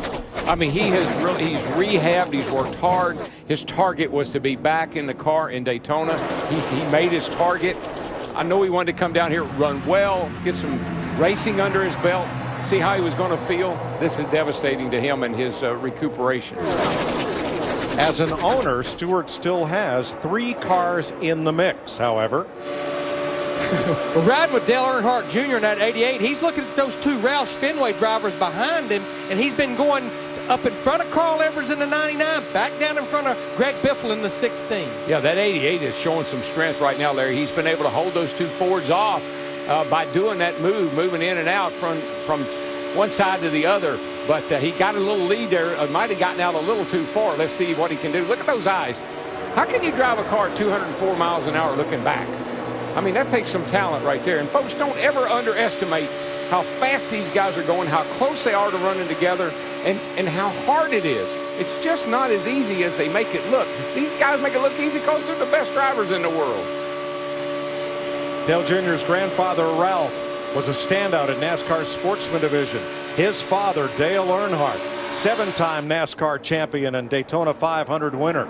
Carl Edwards breaks up that party, putting his Roush Fenway Ford out in front.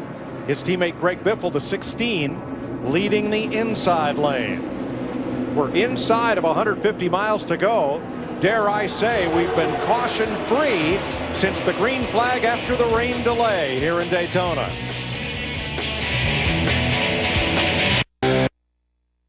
Is going to crash big. Crash out of turn number 4. A multi-car pileup. Eric Almirola, his car all torn up. That is Michael Waltrip, who will not win his 3rd Daytona 500. David Gilliland's car is crashed. Almirola's gone straight to the garage with his number 43. Gilliland stuck in the mud, and Danica Patrick. And Mike, Danica, she pounded that outside wall head on first.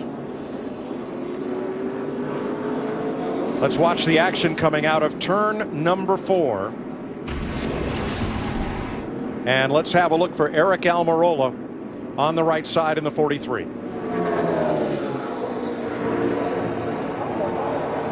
It looked like the 33 car of Brian Scott, something. And watch Danica right there. Man, that was a lick.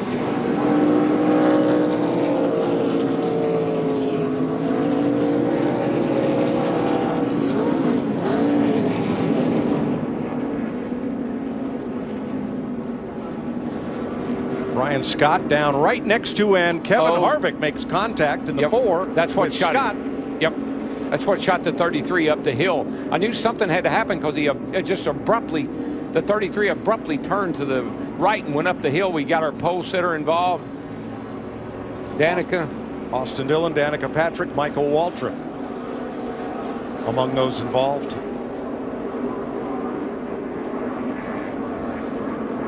There's Waltrip coming off the outside wall. He collects Justin Allgaier in the 51. Paul Menard at 27, been fast all night. Paul just can't catch a break down here this week.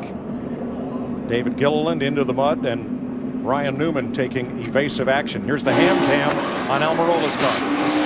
Or say hi.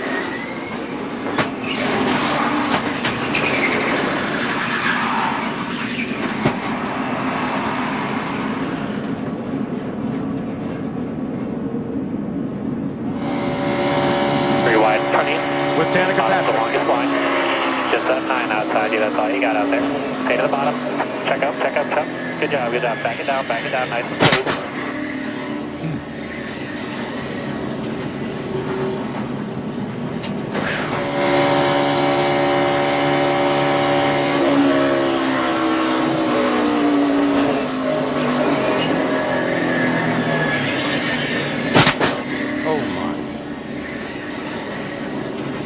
What an impact. That was, very hard hit with a safer barrier for last year's pole sitter.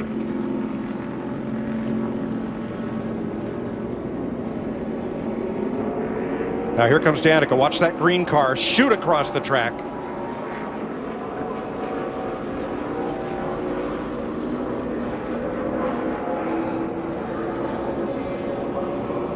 Are you all right, D? Oh, man. Okay? God, what the hell happened? Oh, yeah, it took a pretty hard shot right there to the right front there. Only on that stop, he's our leader in the 3M4, Dale Earnhardt Jr. The National Guard Chevy alongside as they get the green flag. 47 laps to go. And I think Michael nailed it. I mean, the gloves are off. This is going to be a fight to the end now. I mean, these guys, there's weather, we know that. The race is coming down to the end here. This is when it gets real serious. It's entirely likely the next flag could end this race. How big a gamble, Larry, not taking tires for Biffle? I don't think it's a gamble because we've seen racing at night, as Jimmy Finning told Carl Edwards, tires are not wearing, tires are not making a difference. We want to stay up front out of the eye of the storm. Remember, in the Unlimited, they ran 60 laps and never changed tires. And so I don't think you have to worry about the tires. I think they're pretty good. Tires versus track position. Both of Tommy Baldwin's cars in the top 10. He got a top 10 finish last year here. Reed Sorensen and Michael Annett, 9th and 10th. But boy, they've got work to do. Biffle, Earnhardt, Johnson, Edwards, Keselowski, the front 5. Yeah, Michael Annett, Reed Sorensen, they're side by side. You see them back there on the 5th row, just in front of Kyle Busch in that 18. Well, we see that 4 car, and he must have some damage from that wreck because saw quite a bit of sparks coming out from the side of that car. Looked like it from the back. Jeff Gordon, we haven't talked about him much for a while. Oh, and man, look at Kurt Busch in a 41 car. That quarter panel, that fender brace is definitely creating a parachute on the right side of his car. Larry mentioned Kyle Busch. He got the free pass on that caution flag for that 12-car pileup. That put him back on the lead lap and right into the thick of things. Yeah, he's up in the top 10 already, and he just got the free pass. I think that just goes to show you what a great race car he has. And what an interesting paint job he has on his car. 1 in 100. You know what that means? 1 peanut out of 100 makes it into an M&M. Now, I had to find out from Kyle what it meant because I knew it meant something, and he told me that. He's on the inside next to his brother as Dale Earnhardt Jr. and Greg Biffle continue to battle for the lead.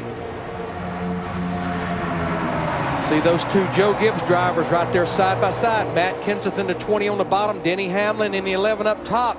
They had made their way back in the pack. Now here they come back toward the front. Tell you what, though, that 88 car is pretty impressive. He's been able to hang up there in the front. Jimmie Johnson looks like he's going to try to get up here and go with Biffle maybe, but even still, Junior's hanging right there, man. This is a contract year for Greg Biffle with Roush Fenway Racing. Other teams have kind of sniffed a little interest, and wouldn't his stock go up if he could win this 500? Steve. Mike, interesting note on that 16 car. Crew Chief Matt Pusha told me this morning they built 2 brand new super speedway cars with the hopes of running here in Daytona, but the car Greg's in now actually ran last year. It was just had better numbers in the wind tunnel, and it just had more speed. So a tried and true race car for Greg Biffle. Greg Biffle is between a rock and a hard place right now because he's got 2 fast drivers, and he just keeps going back and forth, blocking Jimmie Johnson and Dale Earnhardt Jr. There he goes to the bottom to block Earnhardt. And, of course, that messes up the draft off his car, which, you know, it'll help Junior a little bit, and then he'll go over and help Jimmie Johnson at 48 a little bit. In the meantime, Junior's trying to side draft. Watch him get over next to the 48, get a little pull there. Here's Carl Edwards. Carl would like to get up in the mix in the 99, and there's Brad Keselowski. So bunch of Fords up here ganging up on the Chevys right now. Back behind them, a whole bunch running 3 wide. 43 laps to go in the Daytona 500 after a 6.5-hour rain delay. Since then, we've had just 1 caution flag, but it was a big one, a 12-car pileup.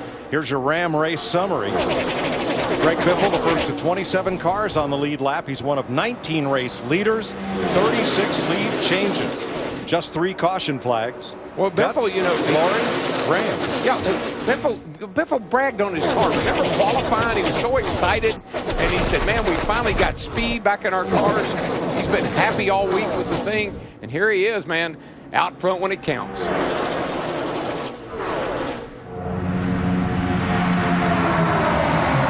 He's up front, but Darrell, he's looked like 3-lane Wayne up there. Up to the bottom, down to the bottom, up to the top, right up the middle. And now Dale Earnhardt Jr. pulls right alongside. Yeah, he wasn't able to get to the bottom quick enough that time because that 88 of Dale Earnhardt Jr. was right there with his teammate, Biffle's teammate, Carl Edwards in the 99 right behind him. Yeah, Larry, I'm convinced that the last 100 miles or so, that 88 car has been the best car. He's been able to run up front. He's been able to get out front. And right now, he's alongside of Biffle. Edwards there behind him gives him a little shot. They probably will be able to clear Biffle and take the lead.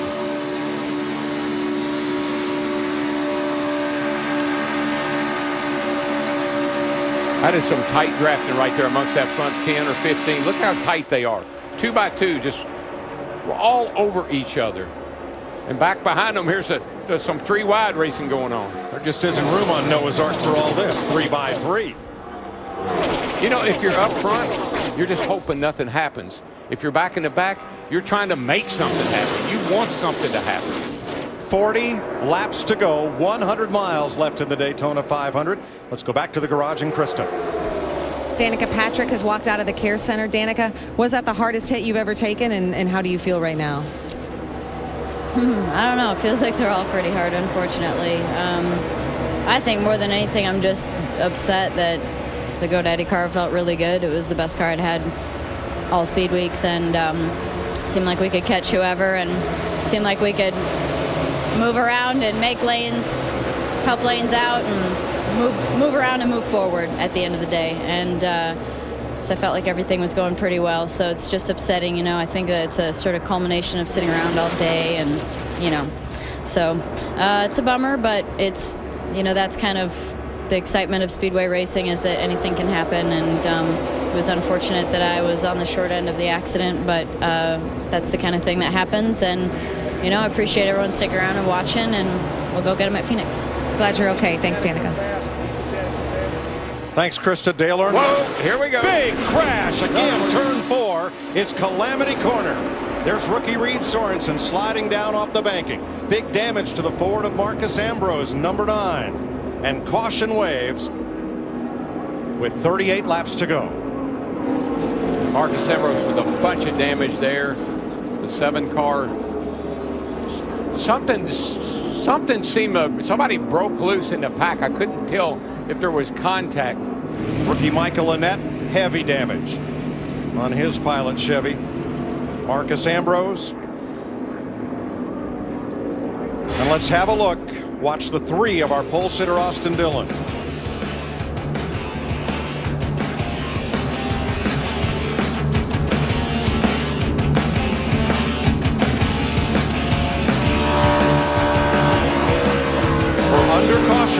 In the Daytona 500.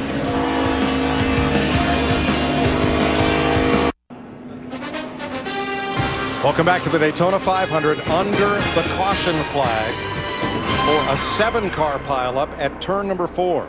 Let's take you back to the lap before the crash and look at the number 3 of our pole sitter Austin Dillon. All right, Austin Dillon in the middle here, 3 wide, you know, and he's caught in the middle. Now watch this thing.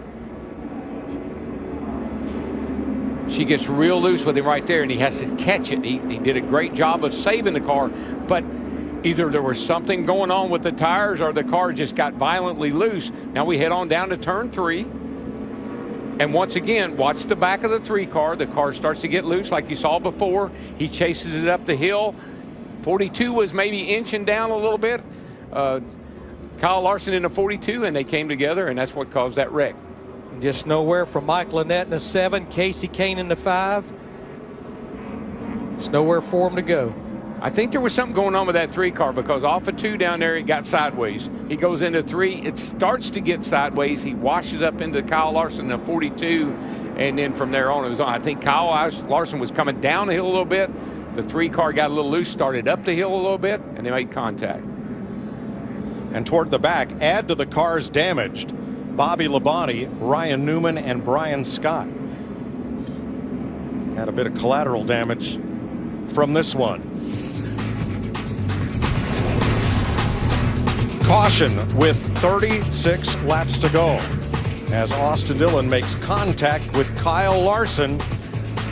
The circuit's 2 most heralded rookies of the season get together in turn 4.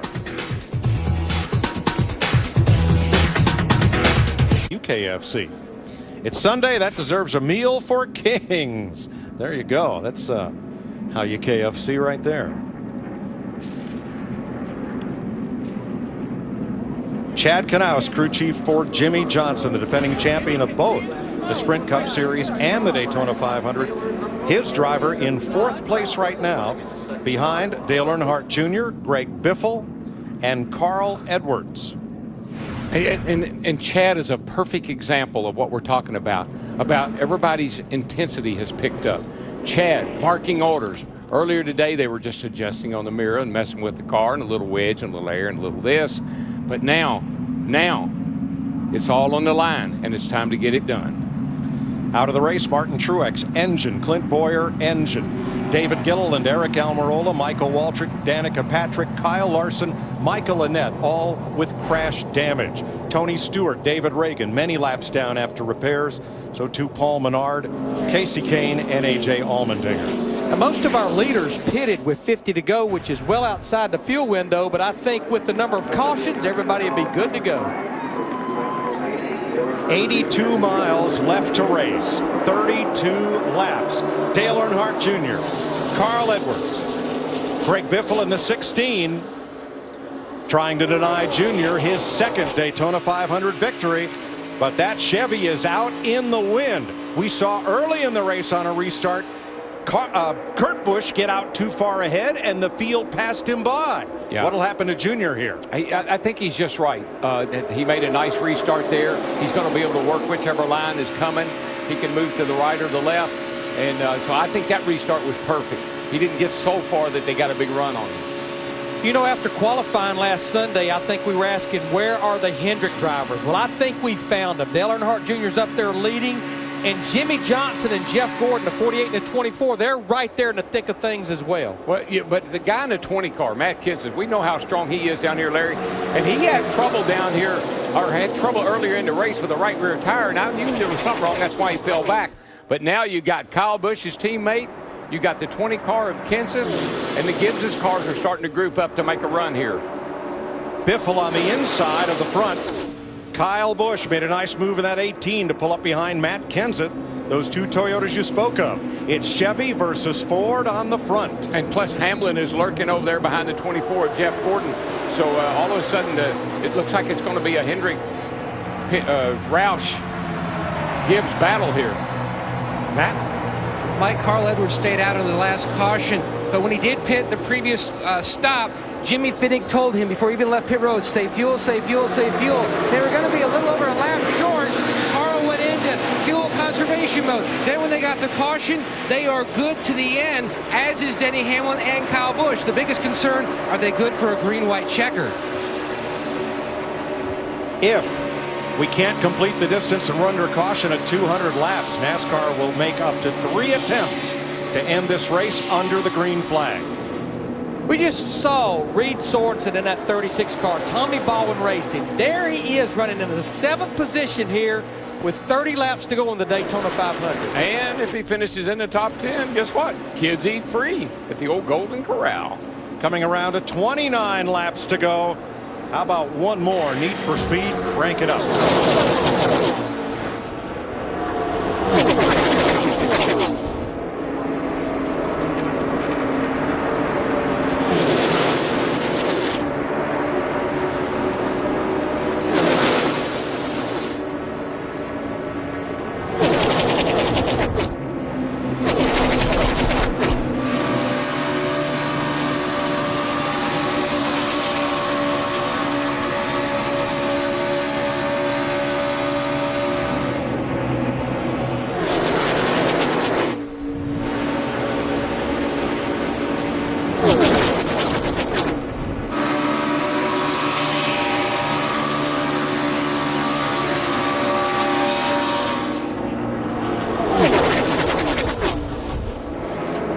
Need for Speed in theaters everywhere, March 14th.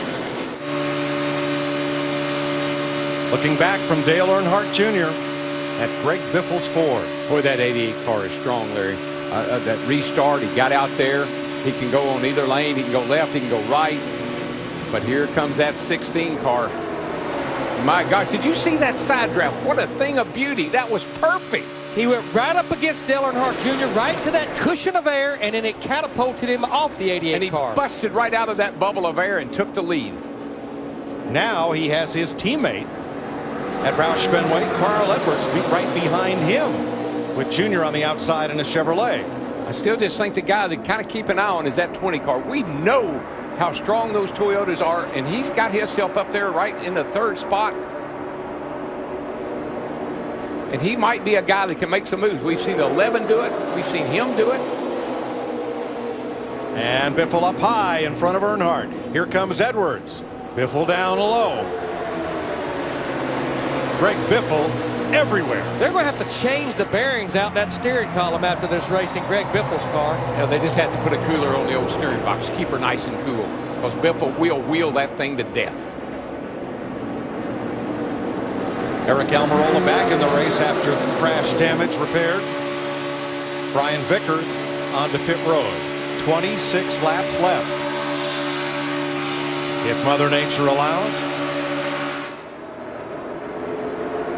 Oh, I think we're going to make it to the end. I don't think there's any problem there. But Darrell, every driver in that pack is driving like it's the last lap, because it could be. Well, they may not be as confident as I am we're going to make it to the end. But there goes Carl Edwards in the 99. He said he's going to get up there and get him a little lead. 3 wide, big stack up here. He's got Matt Kenseth right with him in that yellow 20 car. Matt's car's a little dicey. Matt's car moves around a little bit more, and I'd like to see it move around, but I think that's because it's just nice and free, and he's probably running. It makes it run fast. When I look at this wad of cars, 3 by 3 by 3 by 3, it's not Mother Nature that has me concerned right now. 25 laps to go, 62.5 miles around this 2.5 mile tri-oval.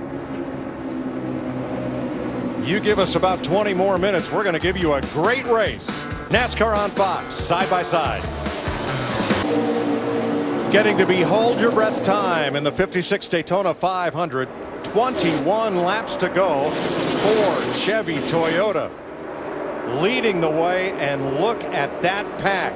It is 1 second from first to 22nd place. Yeah, you know, Mike, all this race long, you had to be able to, you want to be given and taken. You had to give, and now if you give, you're going to get taken out. That's really what it comes down to. You can't give anymore. You're going to get taken out if you do.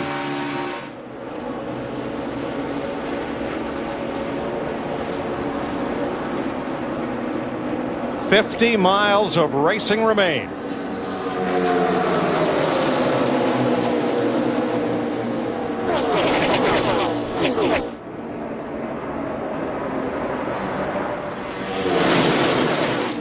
And here's your sprint, 20 to go. On point, Carl Edwards in that Roush Fenway Ford number 99.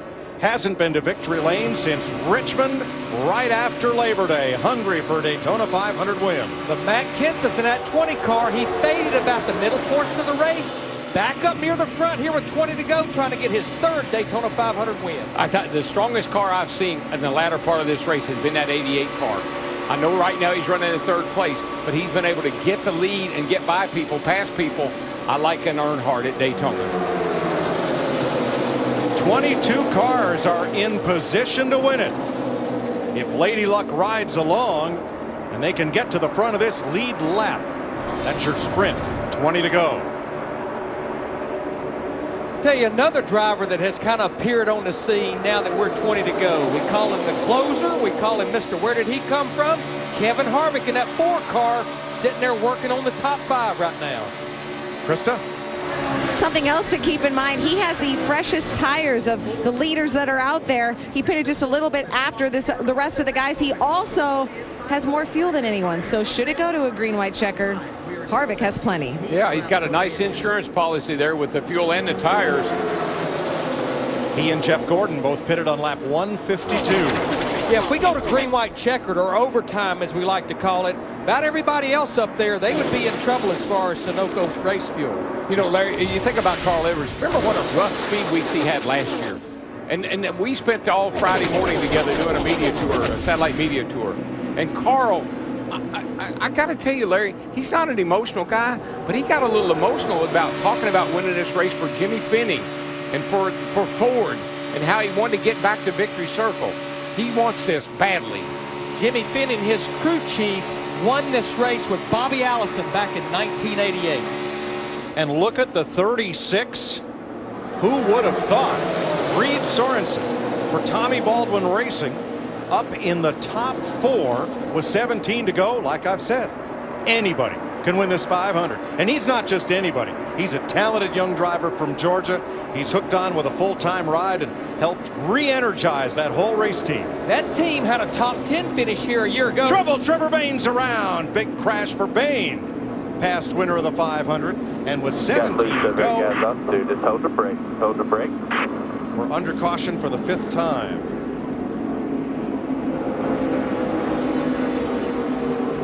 What a bad break for the Wood brothers. Running 16th. Right up in the thick of things here late in the going. Tough break.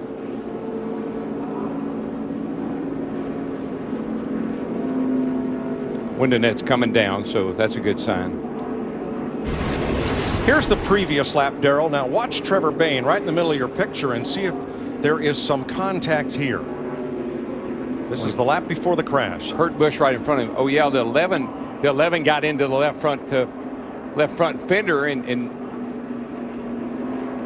here's what ends up happening one lap later. Let's see if we can see anything happen to that left front tire. No, the car just gets loose.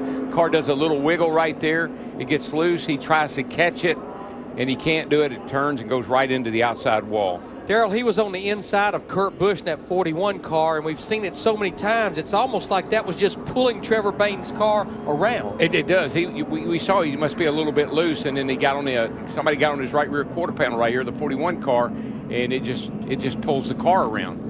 51, Justin Allgaier, the rookie, a little luckier this time. He squeaks by. See that little bobble he had before he spun the thing? It just sucked him around. Let's ride with Ricky Stenhouse. This ought to be a two-time Daytona 500 champion himself. They took gas only a while back for track position. Look where he is. Todd Parrott, and Larry knows this. He's a great crew chief. Had some problems at the end of last year, got them all sorted out. What a run. 13 laps to go, green flag. And Dale Earnhardt Jr. brings him through the restart zone, past the start-finish line, and he drops down in front of teammate Jimmie Johnson. They timed that out beautifully. Junior needed to get down in front of Jimmie Johnson in a 48. He did.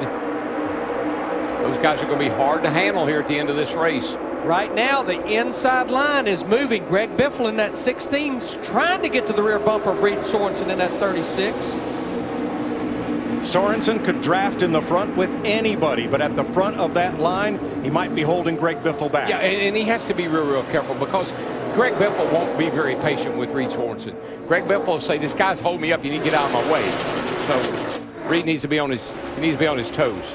Trevor Bayne checks and released at the infield care center. He is okay after bringing out that caution with a crash, the 5th one of the night. Jeff Gordon up the outside with Denny Hamlin. This could get interesting as Kevin Harvick comes up to cover the spot. Yeah, both the Joe Gibbs drivers of Denny Hamlin, the 11, Matt Kenseth in the 20, jumped up there, but then Jeff Gordon in the 24 goes back to the bottom line. Man, they are tight off of turn 2 over there. Boy, not much room at all. Woo! Hang on, fellas. The last 9 Daytona 500s that went the distance, 8 times we had a caution in the last 10 laps. But Larry, look at I know I've said this already, but look who's at the front now. We've had different guys lead this race, run up front all night long. But when it comes down to showtime, when it comes down to who's going to get the big trophy, the Harley Trophy, who's always going to be in the front? 11 laps to go. Let's go back for our 5-hour energy big move of the race. This restart, where Dale Earnhardt Jr. times it to get out just ahead of Jimmie Johnson, enough to slide down in front of his teammate and try to hold everybody off. That's your 5-hour energy big move. Well, one of the things I don't like, and they've been getting away with it, fine, that's all good, but I don't know how much longer it can last, are some of these quick moves. Double moves cause double trouble. And swinging down in front of somebody and swinging back to the outside, they're going to have to watch that as it gets closer to the end here. Krista, how about that second place car? With Jimmie Johnson. Kurt Busch goes for a spin off turn number 4, slides toward the inside. We're staying green as the starter flashes open hands. 10 laps to go to the field as they head off to turn number 1. Busch is in the grass, sliding around to pit road. Wheels are on the pavement. Maybe he can get it out of harm's way. Field out of turn 2.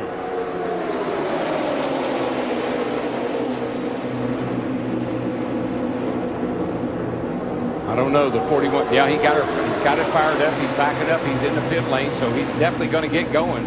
Jeff Gordon down to the bottom in the 24, and now it is 3 Hendrick Chevys. 1, 2, 3 on the inside. Kurt Busch got away. We stay green. 9 laps to go. There comes Kevin Harvick in that 4 car, though. Jimmie Johnson jumped up in front of him in that 48. The strongest cars we've seen down here are all at the front right now. The 11's there, Hamlin, the 4 of Harvick. We've seen Dale Jr. The strongest cars that have been here all week are at the front of the field right now. One of those guys is going to win this race. And the best drivers, Darrell. The 4 drivers in the front have a combined 7 Daytona 500 wins between them. These are the guys that know how to win the Daytona 500. The guys you see at the front right now. Jeff Gordon has, what, 3 wins down here. Jimmie Johnson, Jeff Gordon got 2 wins, sorry. Jimmie Johnson got 2. I mean, these guys are good. Dale Jr.'s got 1. 8 laps to go. Harvick knows the way to victory lane.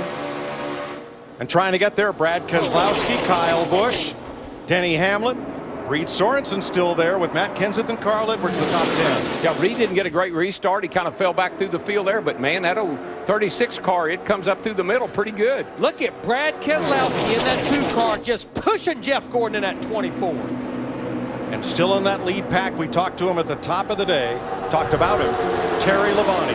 In his 32nd and final Daytona 500, he's still within 1.2 seconds of the lead. Hey, if it's your last race, make it a good one, buddy. Texas Terry. Jeff Gordon jumps to the outside in the 24 car, trying to take his 2nd spot away from Keselowski. 7 laps to go, looking back from Dale Earnhardt Jr. at Brad Keselowski. 1-2. Boy, you make the wrong move. Jeff Gordon made somewhat of a bad move there, and it's going to cost him. And I keep seeing Kyle Busch in that 18 car talking about drivers that want to win the Daytona 500. It wasn't that many laps ago. He was a lap down. Here he is fighting in the top 5. Man, look at those cars move around. We're running over 200 miles an hour, and these guys are using every bit of the skill they have. They're trying to, got another car. Up goes around. Ryan Newman, Justin Allgaier, Brian Scott, Terry Labonte. Dang, gone. Cole Witt. Right at the back of the field. Unless they can get this cleaned up in a hurry, this is not going to be good for those drivers up front that are very marginal on fuel. Parker Kligerman involved as well. Both the Swan Racing cars torn up in this one. Well, they did that earlier in the week, and they were just lucky to piece everything together to make this Daytona 500. And now they've got a couple of more torn up cars. What a bad bunch of luck for them. 6th caution flag with 6 laps to go. And Terry Labonte's dreams of winning the Daytona 500. It's no coincidence. It's no coincidence, Mike and Larry, that you get down to the end of the race, we have these kind of things happen. I mean, like I said, you just can't give anymore. Whoa, it looks like the 3 car of Austin Dillon got into the back of the 31, gave him a shove, and it got him loose. And I think Ryan Newman in the 31, Darrell, was checking up for something in front of him. Plus, it just as he was about to turn off in the corner as well. He got a little bump. Here's another look. Watch the cat Chevy of Newman, 31. Man, it just, that little bump, and it turned him. It's just in that vulnerable spot, going into that corner. The car's a little free right there. Casey Mears in that 13 somehow got through there. I think he's done that all night. He has. This happened back about 14th place.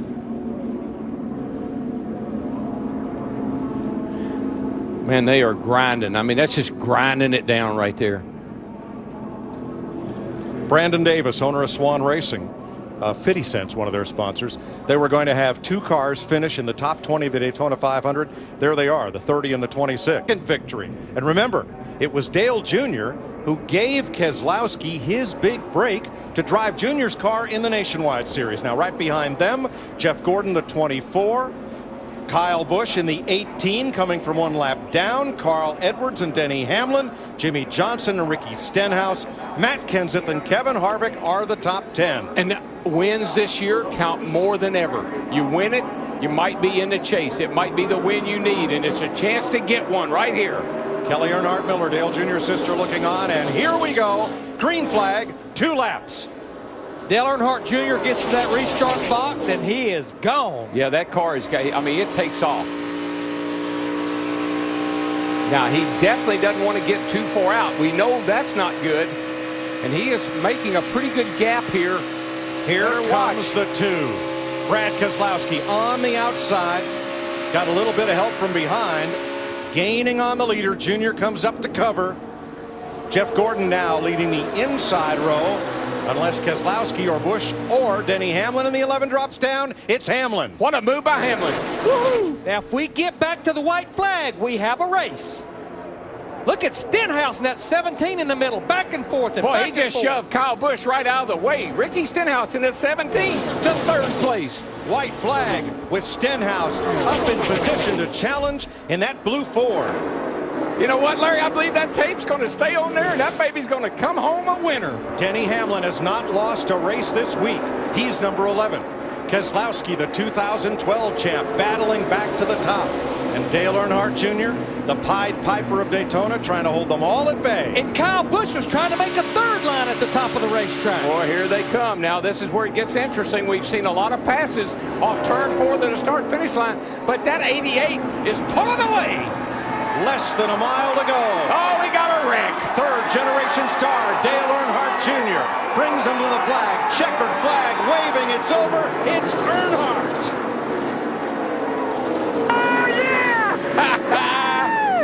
Good job, June Bug. Woo! Reed Sorensen's race ends up in a crash. Harvick into the wall past the end of pit road, and Carl Edwards 99 all torn up. Here comes Kyle Busch backwards across the start-finish line. Backed her across. Now, the caution flag waved before Earnhardt took the checkered flag. Officially, the race ends under yellow. NASCAR will review I cannot believe it. Unbelievable. They'll review all photographic and video evidence. It'll be a while before we have an order of finish. Reed Sorensen is okay. Carl Edwards moving around in his car. The Pied Piper leads them around for the final lap. And how can you take some bad luck? Get something on your grill with 3 laps to go, a piece of tape. You couldn't come down pit road and put a piece of tape on there and do any better. The black number 3 returned to Daytona this week. Where'd that big piece of black tape come from? Good places I got here. I can't believe this. This is better than the first one. Remember, in the offseason, his crew chief Steve Letarte said to Dale Jr., "This is our final season together. Let's make it memorable." They already have. It's Yes, awesome, dude. I can't quit watching you right now. Steve Letarte, his crew chief. A champion of the Daytona 500. I've said it, and I've said it, and I've said it. Those two guys are going to do a lot of good things this year together because they know what it means. But Dale Earnhardt Jr. has gone winless in 4 of the last 5 years. Won't be able to say that about 2014. Or keep counting his runner-up finishes in the 500 because that 88 back car, to victory lane. That thing could get out front, and he could just go from one side to the other. I mean, he was just had a fast car at the end of the day. I believe Dale Earnhardt Jr.'s got a little celebration planned here. See what he's going to do. He's not a whole lot he can do right now. The whole front straightaway is full of wrecked cars.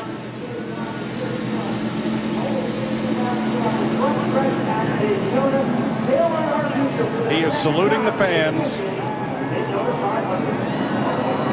and coming all the way down the front stretch,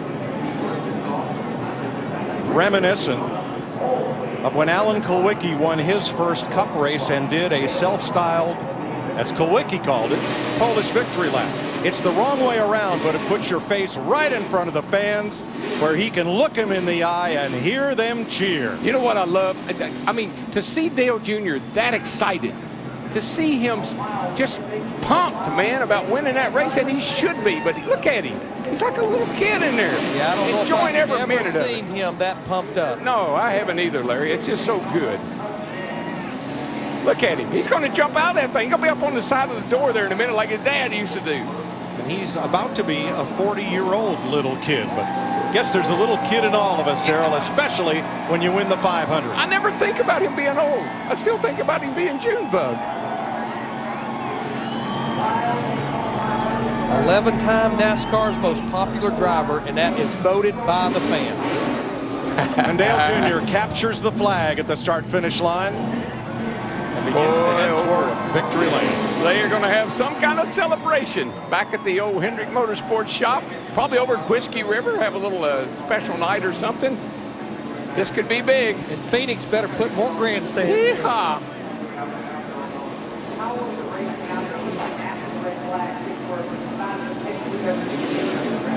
Car owner Rick Hendrick headed for victory lane yet again. He won last year with Jimmie Johnson. He wins this year with Dale Earnhardt Jr. On the way to the finish, we knew it'd be a wild one. And here it is. Harvick up into Kyle Busch and Jamie McMurray and Reed Sorensen. Busch around, makes further contact. Cars pile up and more are on the way. That's why the caution waves with the checker. And it's Dale Earnhardt Jr. capturing the Daytona 500. There's his sister, brother-in-law L.W. Miller, and crew chief Steve Letarte with the biggest fist pump of all, aside from this one. They won yesterday. They won today.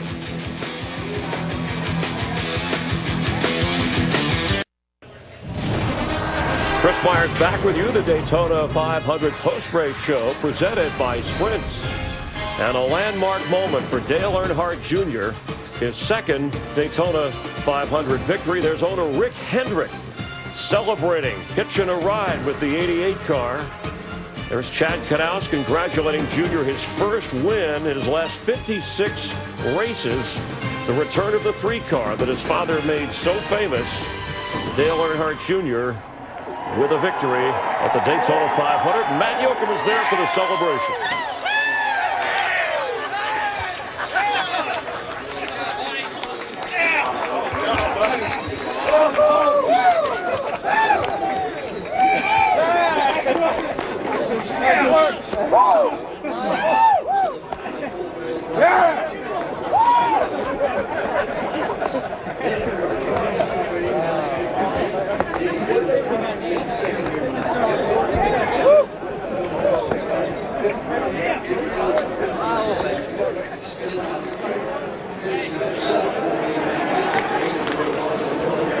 And the biggest hug to Steve Berg, the gentleman at Hendrick Motorsports that works entirely on the restrictor plate super speedway program. Dale Jr. 10 years ago celebrated out in the grass here at the Daytona International Speedway, his first 500 win. And a hug with the big man himself, owner Rick Hendrick.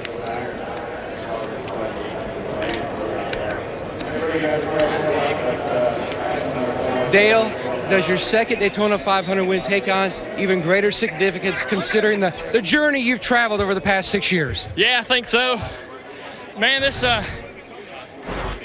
winning this race is the greatest feeling that you can feel in this sport. And aside from obviously accepting the trophy for the championship, I didn't know if I'd ever get a chance to feel that again, and it feels just as good, if not better than the first, because of how hard we tried year after year after year, running second all them years, wondering why and what we needed to do. And I got to get my head together. I got to thank National Guard, Diet Mountain Dew, all our sponsors, Kelly Blue Book, Chevy and Sprint, and my team. This race car was awesome. We showed them there all night long how good a car we had. And it's because these guys right here putting it together in the shop, man. That thing would do anything. We could fight off battles after battles. And we got a little help at the end from Jeff to get away on that restart and just sort of try to take care of it from there. It was, this is amazing. I can't believe this is happening. I'll never take this for granted, man, because this just doesn't happen twice, let alone once. So just real thankful. Thanks to all my fans out there for supporting us. We pretty much might be in the chase. Ain't got to worry about that. Get that off our chest, and we're 2-time Daytona 500 champion. You've told me several times you cannot put into words and measure what Steve Letarte has meant to you and your career. Did he resurrect it? Surely. Him and all these guys, you got to give. He builds a great crew. These guys are so talented.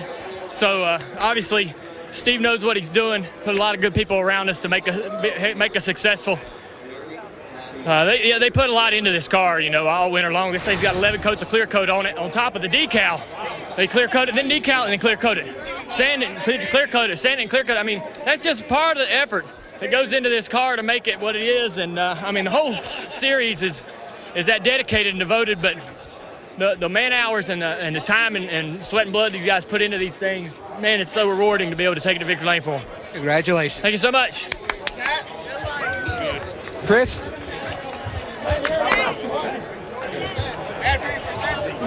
Well, up to this point, it had been Denny Hamlin's Speed Weeks. You come away second in the Daytona 500. A lot of people would say, hey, I'll take it. But after the week you've had, do you leave here disappointed?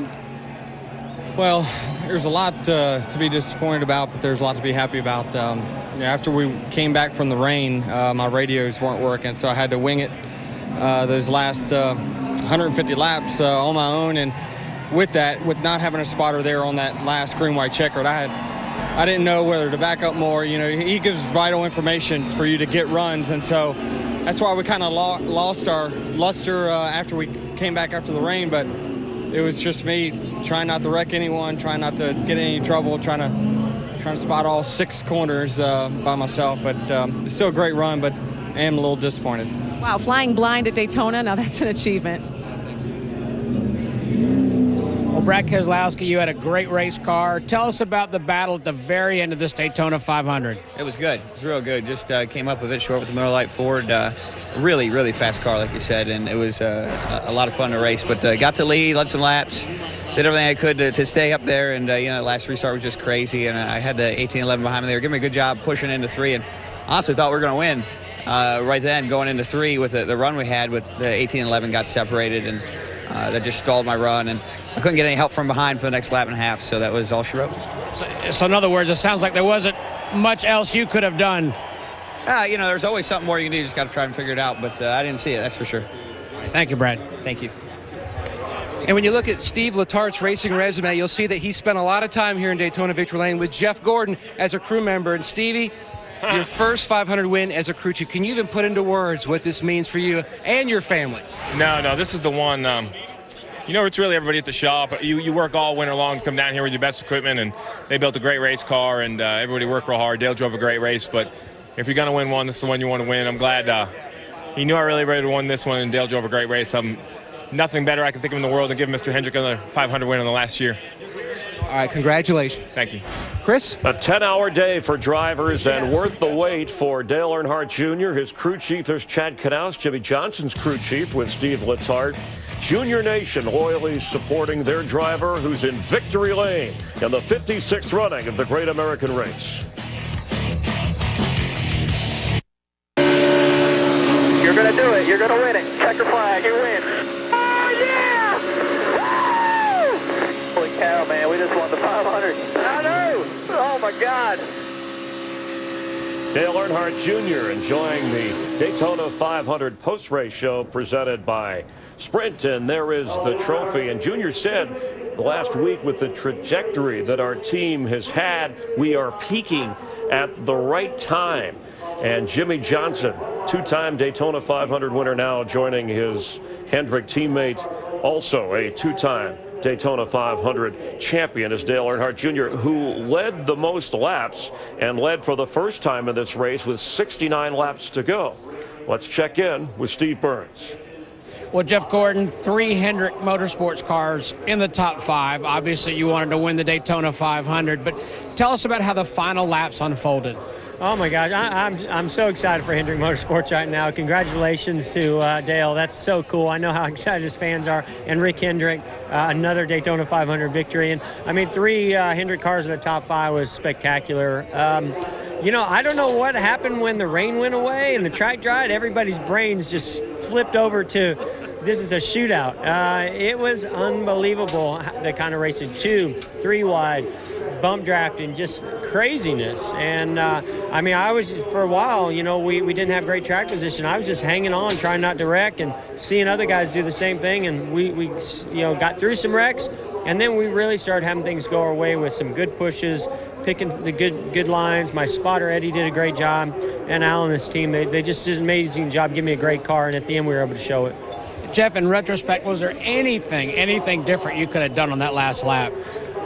Well, no, I don't think so. I gave Junior a great push when we took the green, so we got a good start. The 99 got to my bumper and we started going, but then he got kind of sucked off of me, or whatever happened. And so I was just a sit and duck along for the ride at that point. And I saw Jimmie Johnson go 3 wide behind me, and my lane started going backwards. But then when he got to me, he gave me a huge shove. The 11 pulled down in front of me, and our lane just went. And so at that point, you're like, okay, maybe we can get to Junior. But at the same time, once I got to 3 and 4, I thought, anything the top 3 without a wrecked car would be a great finish. And we wanted to win bad, and we had a car that could. But we were also excited to see Junior win it. Thank you, Jeff. Yeah, thank you.